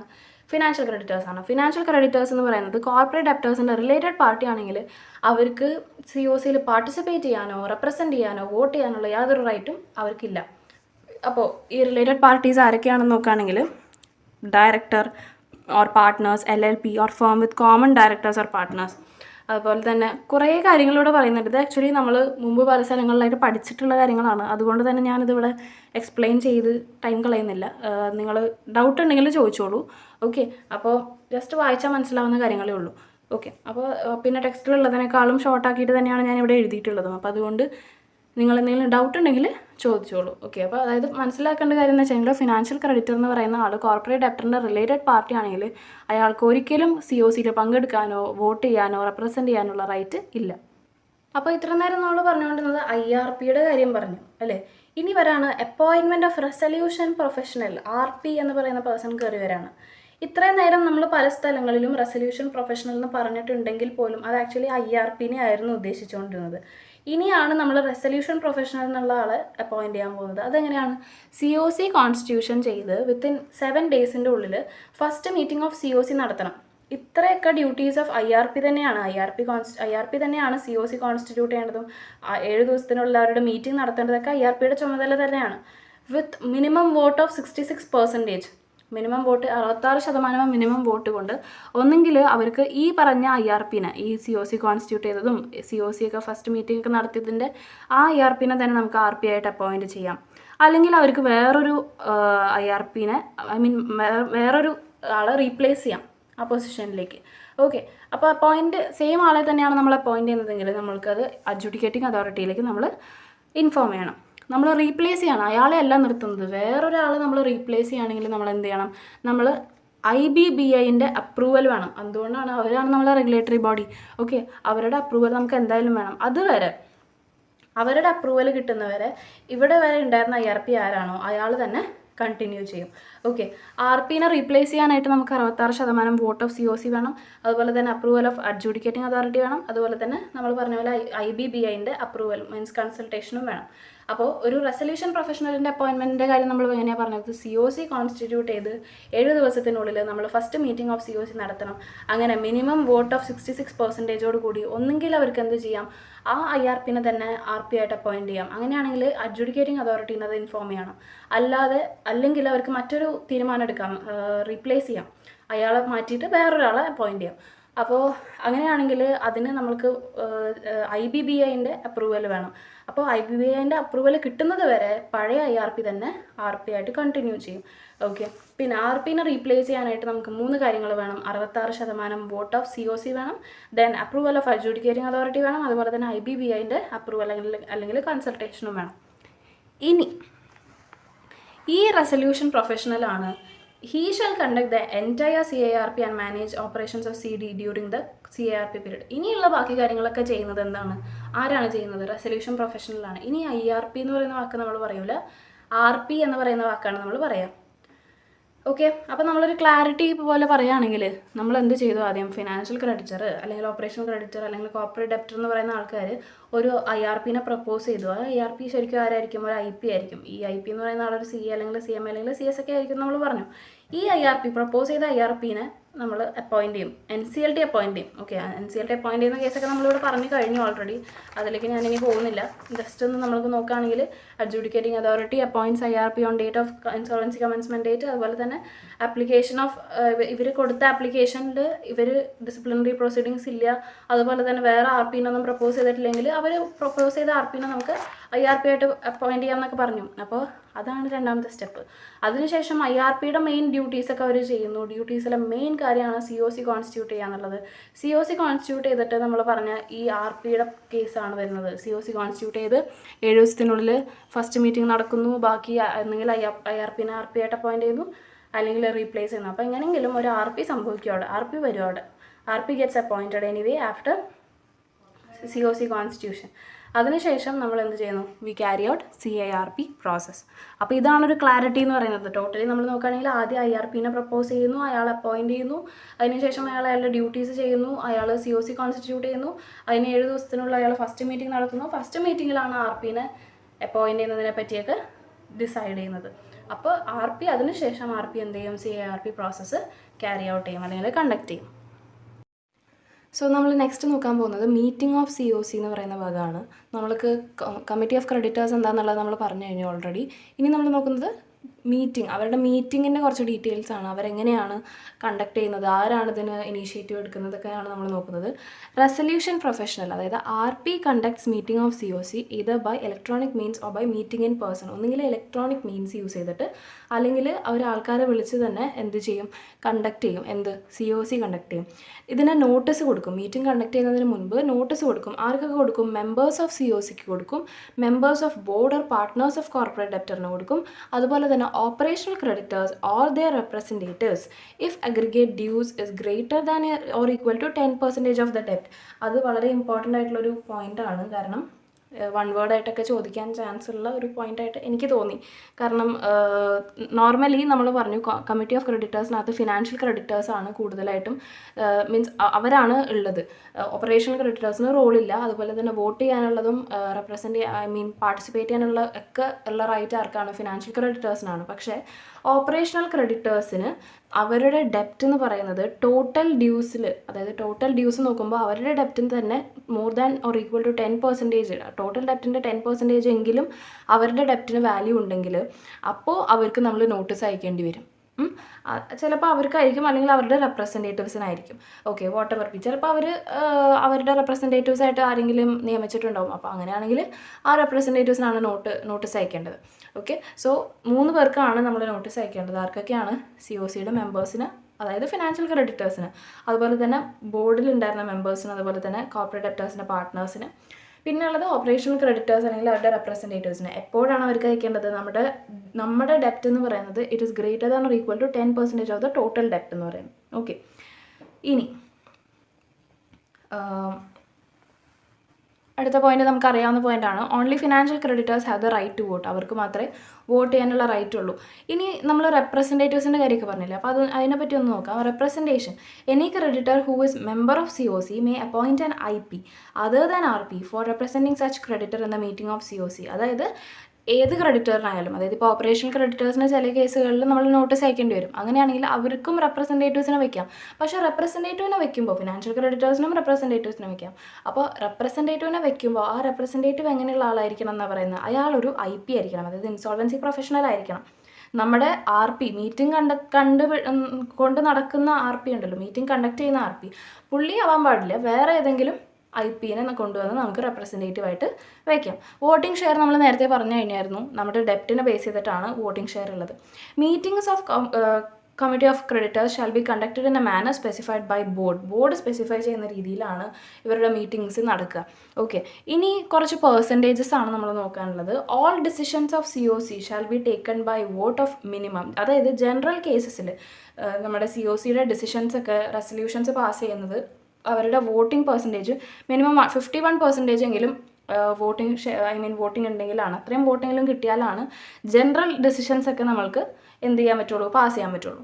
ഓക്കെ, ഇനി സ്പെഷ്യൽ കേസസിൽ, അതായത് ഇപ്പോൾ appointment of IRP as RP, അല്ലെങ്കിൽ replace ചെയ്യാണ്, RPനെ നമ്മൾ റീപ്ലേസ് ചെയ്യാണ്, അങ്ങനെയുള്ള കേസസിലൊക്കെ നമുക്ക് പെർസെൻറ്റേജ് വരുന്നത് എത്രയാണ്? 66% ആണ് വരുന്നത്. ഇനി any resolution at meeting of secured creditors should be passed with minimum 75%. അതായത് സെക്യൂർഡ് ക്രെഡിറ്റേഴ്സ് ഉള്ള മീറ്റിംഗ് ആണ്, അതേപോലെ അപ്പോൾ അവർക്കുള്ള എന്തെങ്കിലും റെസൊല്യൂഷനാണ് നമ്മൾ പാസ് ചെയ്യുന്നതെങ്കിൽ 75%ഓളം നമുക്ക് എന്ത് വരുന്നുണ്ട്, വോട്ടിംഗ് ഷെയർ, അത്രയും വോട്ട് നിർബന്ധമാണ്, മിനിമം അത്രയെങ്കിലും വേണം എന്നുള്ളത്. ഓക്കെ, പിന്നെ നിങ്ങൾ ടെക്സ്റ്റിൽ നോക്കുകയാണെങ്കിൽ ഒരു പെർസെൻറ്റേജിനെ കൂടെ ഇത് പറയുന്നുണ്ട്. അതായത് 75%-ന് ഈ ഒരു പ്രൊവിഷൻ മാത്രമല്ലാതെ മറ്റൊരു പ്രൊവിഷനും കൂടി പറയുന്നുണ്ട്. അത് ഞാൻ കുറച്ച് കഴിഞ്ഞിട്ട് പറയാം. അതായത് ഒരു ഡീറ്റെയിലും കൂടെ പറഞ്ഞിട്ട് അതിനെപ്പറ്റി പറയാം. ഓക്കെ, മിസ് ഔട്ട് ചെയ്യുന്നില്ല, അതെന്തായാലും പറയാം. Okay, duties of resolution professional എന്ന് പറഞ്ഞിട്ടുള്ള അടുത്ത ടോപ്പിക്കാണ്. ഇതൊക്കെ നമ്മൾക്ക് മുമ്പ് നമ്മൾ പഠിച്ചേക്കുന്ന IRPയുടെ ഒക്കെ ഡ്യൂട്ടീസ് തന്നെയാണ്, സെയിം തന്നെയാണ്. അത് കൂടെ 1-2 മാത്രമേ നമുക്ക് മാറ്റി എഴുതേണ്ടതായിട്ടുള്ളൂ. Preserve and protect assets of corporate debtor നമ്മൾ കണ്ടിട്ടുള്ളതാണ്. ഇൻവൈറ്റ് റെസൊല്യൂഷൻ പ്രോസസ് ആപ്ലിക്കേഷൻസ്, അതായത് റെസൊല്യൂഷൻ ആപ്ലിക്കൻറ്റിൻ്റെ കയ്യിൽ നിന്ന് നമ്മളാണല്ലോ, റെസൊല്യൂഷൻ പ്രൊഫഷണൽ ആണല്ലോ ഇത് വാങ്ങിയെടുക്കുന്നത്. നമ്മൾ പറഞ്ഞു റെസൊല്യൂഷൻ ആപ്ലിക്കൻ്റ് എന്ന് പറയുന്നത് ഇൻഡിവിജ്വലി അല്ലെങ്കിൽ ജോയിൻ്റ്ലി അവർ റെസൊല്യൂഷൻ പ്രൊഫഷണലിന് അവരുടെ റെസൊല്യൂഷൻ പ്ലാൻ സബ്മിറ്റ് ചെയ്യുമെന്ന് പറഞ്ഞു. അപ്പോൾ നമ്മൾക്കിങ്ങനെ ഒരു റെസൊല്യൂഷൻ ആപ്ലിക്കൻറ്റിൽ നിന്ന് മാത്രമല്ല, അത് പല റെസൊല്യൂഷൻ ആപ്ലിക്കൻസിനെ നമുക്ക് ഇൻവൈറ്റ് ചെയ്യാം നമ്മൾക്ക് റെസൊല്യൂഷൻ തരാൻ വേണ്ടിയിട്ട്. Okay, present resolution plans to COC, അതായത് COCയുടെ മുമ്പിൽ പോയിട്ട് ഈ റെസൊല്യൂഷൻ പ്ലാൻ പ്രസൻറ്റ് ചെയ്യേണ്ടത് നമ്മുടെ ഡ്യൂട്ടിയാണ്. He can take any actions within the powers of IP, അയാൾക്കുള്ള പവേഴ്സ് വെച്ചിട്ട് അയാൾക്ക് എന്ത് വേണമെങ്കിലും ആക്ഷൻസ് എടുക്കാം.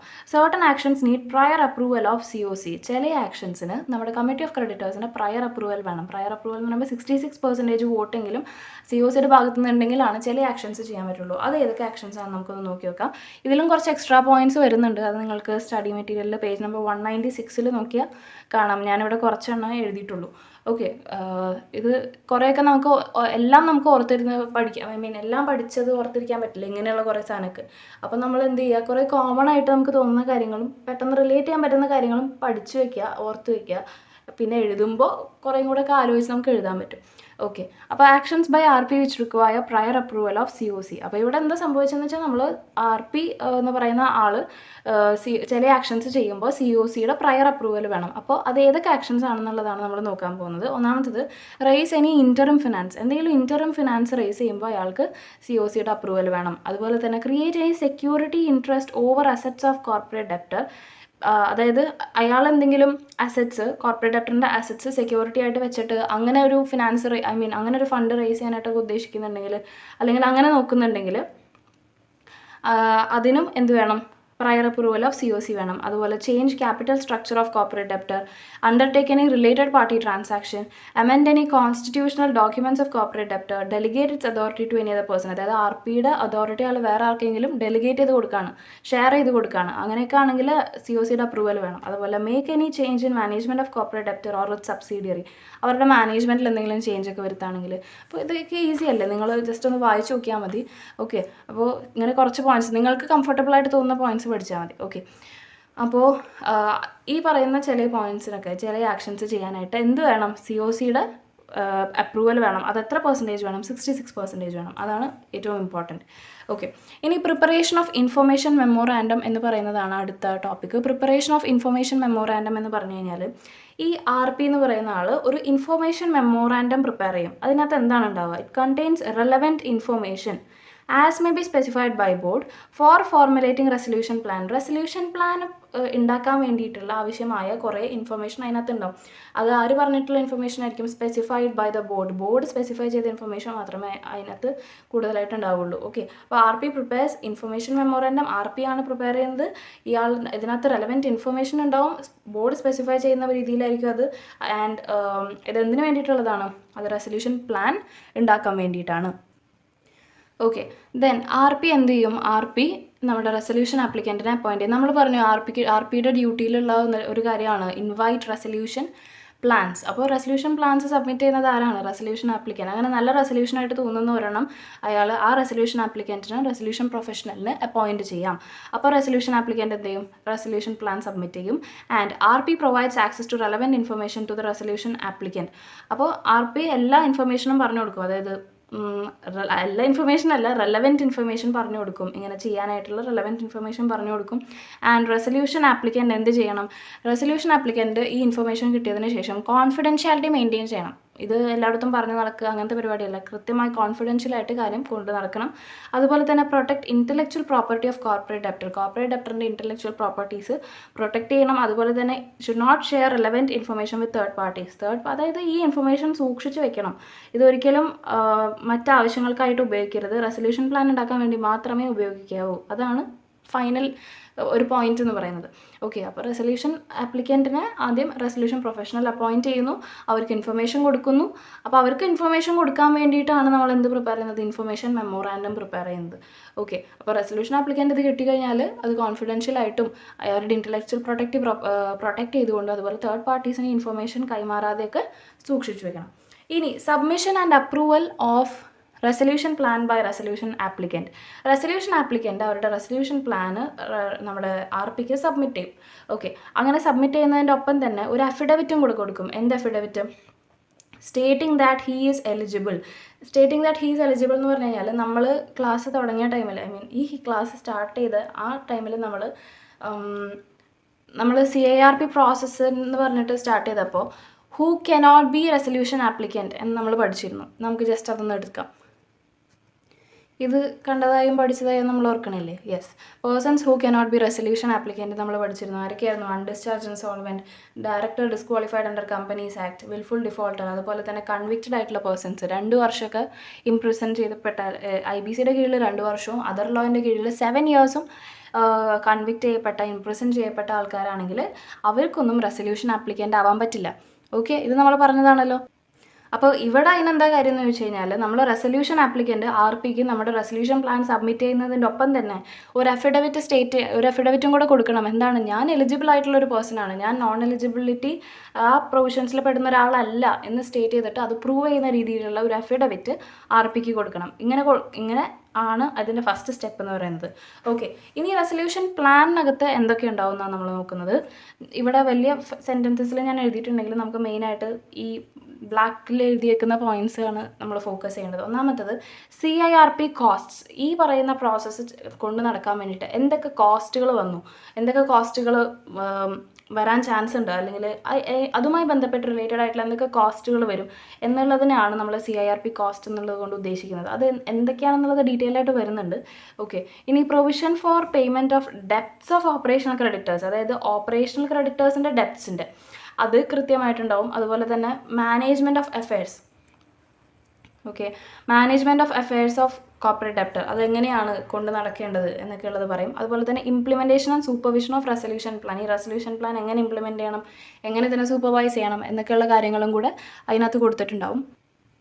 പിന്നെ ഈ രണ്ടാമത്തെ പോയിന്റിൽ ഡെപ്റ്റ്സ് ഓഫ് ഓപ്പറേഷണൽ ക്രെഡിറ്റേഴ്സ് വെറുതെ ഞങ്ങൾ എഴുതി വയ്ക്കലല്ല, അത് അവരെങ്ങനെയാണ് അത് കൊടുക്കാൻ പോകുന്നത് എന്നുള്ളതും കൂടിയാണ് നമ്മൾ നോക്കേണ്ടത്. കാരണം ഒരിക്കലും നമ്മളെ കോർപ്പറേറ്റ് ഡെപ്റ്റർ ലിക്വിഡേറ്റ് ആയി കഴിയാണ്. ലിക്വിഡേറ്റ് എന്ന് പറഞ്ഞാൽ എന്താണ്? നമ്മുടെ അസറ്റ്സ് വിറ്റിട്ട് നമ്മുടെ ലയബിലിറ്റീസൊക്കെ ആ കിട്ടുന്ന പ്രൊസീഡ്സ് കൊണ്ട് തീർക്കുന്ന പരിപാടിയാണ് ലിക്വിഡേഷൻ എന്ന് പറയുന്നത്.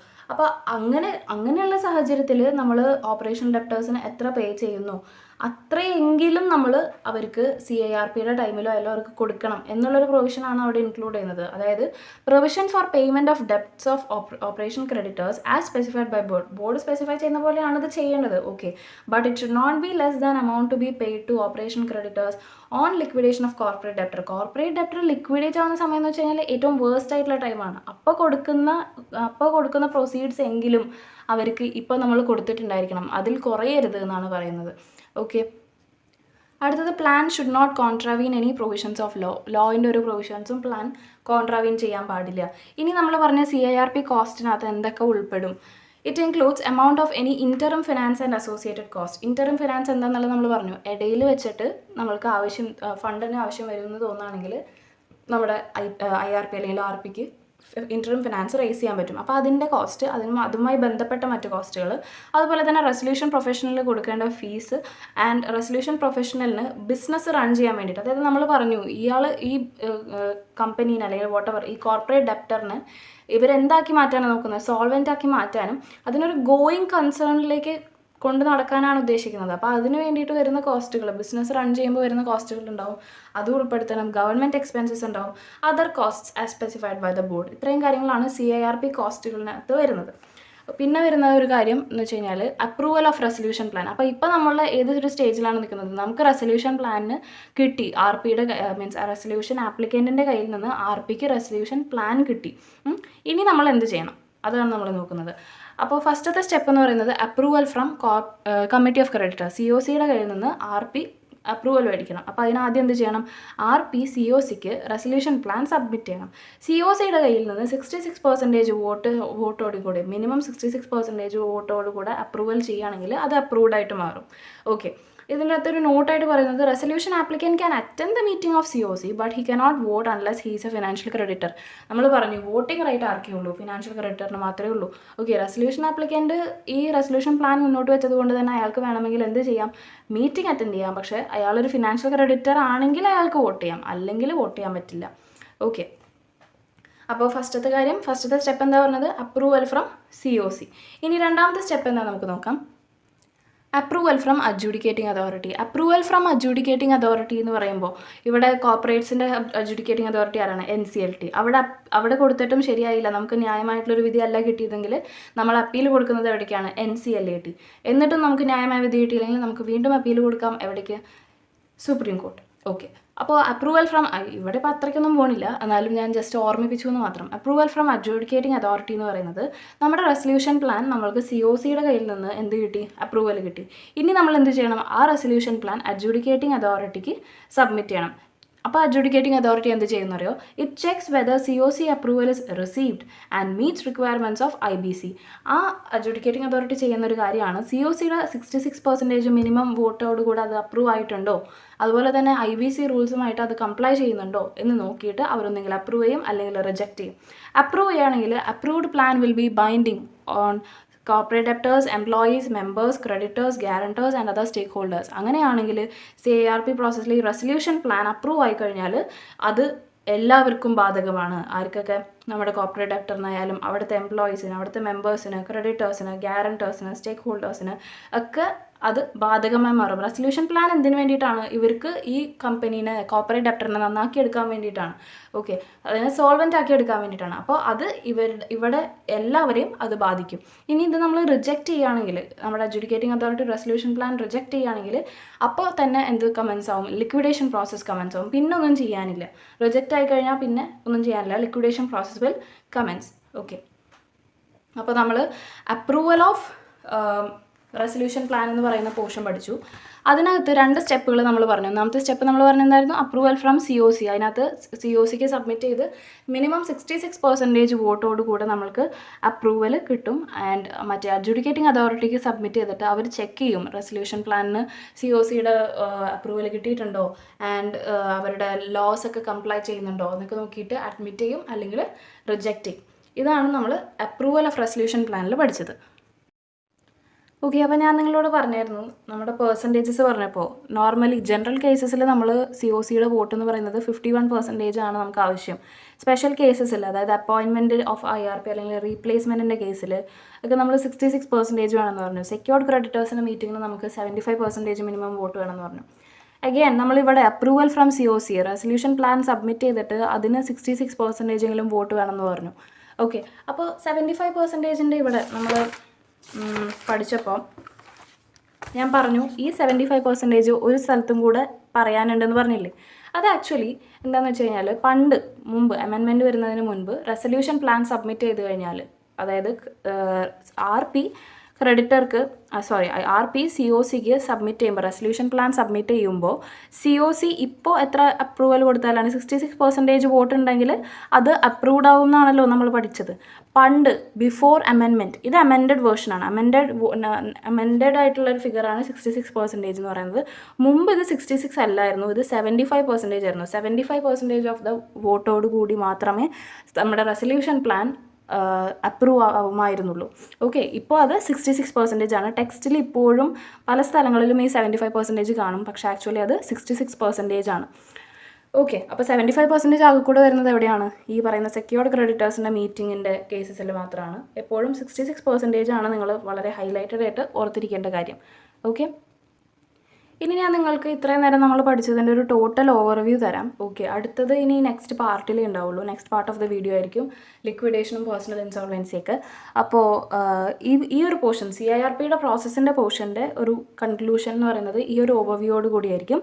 നമുക്ക് നോക്കാം. ഫസ്റ്റ് ക്രെഡിറ്റർ അല്ലെങ്കിൽ ചില സമയത്ത് ക്രെഡിറ്റർ എന്ന് പറയുമ്പോൾ ഫിനാൻഷ്യൽ ക്രെഡിറ്റർ അല്ലെങ്കിൽ ഓപ്പറേഷണൽ ക്രെഡിറ്റർ, അല്ലെങ്കിൽ ചില സമയങ്ങളിൽ കോർപ്പറേറ്റ് ഡെപ്റ്ററും എന്ത് ചെയ്യാറുണ്ട്? NCLTയിലേക്ക് ആപ്ലിക്കേഷൻ കൊടുക്കും. ഡിഫോൾട്ട് സംഭവിച്ചു കഴിയുമ്പോൾ ഡിഫോൾട്ട് എത്രയായിരിക്കണം? മിനിമം 1 crore ആയിരിക്കണം. ഓക്കെ, എന്നിട്ട് അവർ ചിലപ്പോൾ IRPനെയും കൂടെ പ്രപ്പോസ് ചെയ്യും. ഓക്കെ, അപ്പോൾ ആ NCLT എന്ത് ചെയ്യും? ഒന്നെങ്കിൽ ആപ്ലിക്കേഷൻ അഡ്മിറ്റ് ചെയ്യും അല്ലെങ്കിൽ ആപ്ലിക്കേഷൻ റിജക്റ്റ് ചെയ്യും. ആപ്ലിക്കേഷൻ റിജക്റ്റ് ചെയ്യുകയാണെങ്കിൽ പ്രോസസ്സ് അതോടുകൂടി എൻഡ് ആവും. ആപ്ലിക്കേഷൻ അഡ്മിറ്റ് ചെയ്യുകയാണെങ്കിൽ ആപ്ലിക്കേഷൻ സ്റ്റാർട്ട് ആണെങ്കിൽ അതാണ് ഇൻസോൾവൻസി കമൻസ്മെൻറ്റ് ഡേറ്റ് എന്നൊക്കെ നമ്മൾ പറയുന്നത്. CIRP സ്റ്റാർട്ട് ആവാണ് അവിടെ.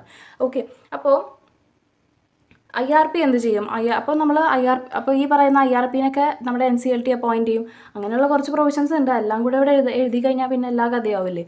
ഇത് ജസ്റ്റ് ഒരു ഓവർവ്യൂ ആണ്. ഓക്കെ, അപ്പോൾ നമ്മുടെ ആപ്ലിക്കേഷൻ അഡ്മിറ്റ് ആയി കഴിഞ്ഞാൽ IRPനെ അപ്പോയിൻറ്റ് ചെയ്യും. ആ IRP എന്ത് ചെയ്യും? കുറച്ച് ഡ്യൂട്ടീസ് പെർഫോം ചെയ്യാം. അതിൽ മെയിൻ ഡ്യൂട്ടിയാണ് COC എന്ന് നമ്മൾ പറഞ്ഞു. COCയിൽ നമ്മൾ എന്ത് ചെയ്യും? ഒന്നുകിൽ IRPനെ RP ആക്കും, അല്ലെങ്കിൽ പഴയ IRPനെ മാറ്റിയിട്ട് പുതിയ IRPനെ പ്ലേസ് ചെയ്യും. ഓക്കെ, അങ്ങനെ എന്തൊക്കെ വന്നാലും ഒരു RP അവിടെ ഉണ്ടാവും. ആ RP resolution plan with the help of resolution applicant അയാൾ റെസൊല്യൂഷൻ പ്ലാൻ ഉണ്ടാക്കും. ആ റെസൊല്യൂഷൻ പ്ലാന് COCയുടെ കയ്യിൽ നിന്ന് അപ്രൂവൽ കിട്ടണം 66% വോട്ടോട് കൂടെ. അത് കഴിഞ്ഞിട്ട് NCLTയുടെ കയ്യിൽ നിന്ന്, അതായത് അഡ്ജുഡിക്കേറ്റിംഗ് അതോറിറ്റിയുടെ കയ്യിൽ നിന്ന് അപ്രൂവൽ കിട്ടണം. അങ്ങനെ അപ്രൂവൽ കിട്ടുകയാണെങ്കിൽ ഈ plan it binds on corporate debtor, creditors and all stakeholders. Okay, so ഇതാണ് ഇതിൻ്റെ ഒരു ഓവർവ്യൂ എന്ന് പറയുന്നത്. നിങ്ങൾക്ക് ആദ്യം പറഞ്ഞ ഒരു എക്സാമ്പിളിലൂടെ കുറച്ച് കാര്യങ്ങളൊക്കെ മനസ്സിലായി. ഈ ഒരു വീഡിയോയിൽ നിങ്ങൾക്ക് ഈ CIRPനെ പറ്റി ടോട്ടലി ഒരു ഐഡിയ കിട്ടിയെന്ന് ഞാൻ വിചാരിക്കുന്നു. എന്തെങ്കിലും ഡൗട്ട്സ് ഉണ്ടെങ്കിൽ ചോദിക്കുക. Okay, thank you.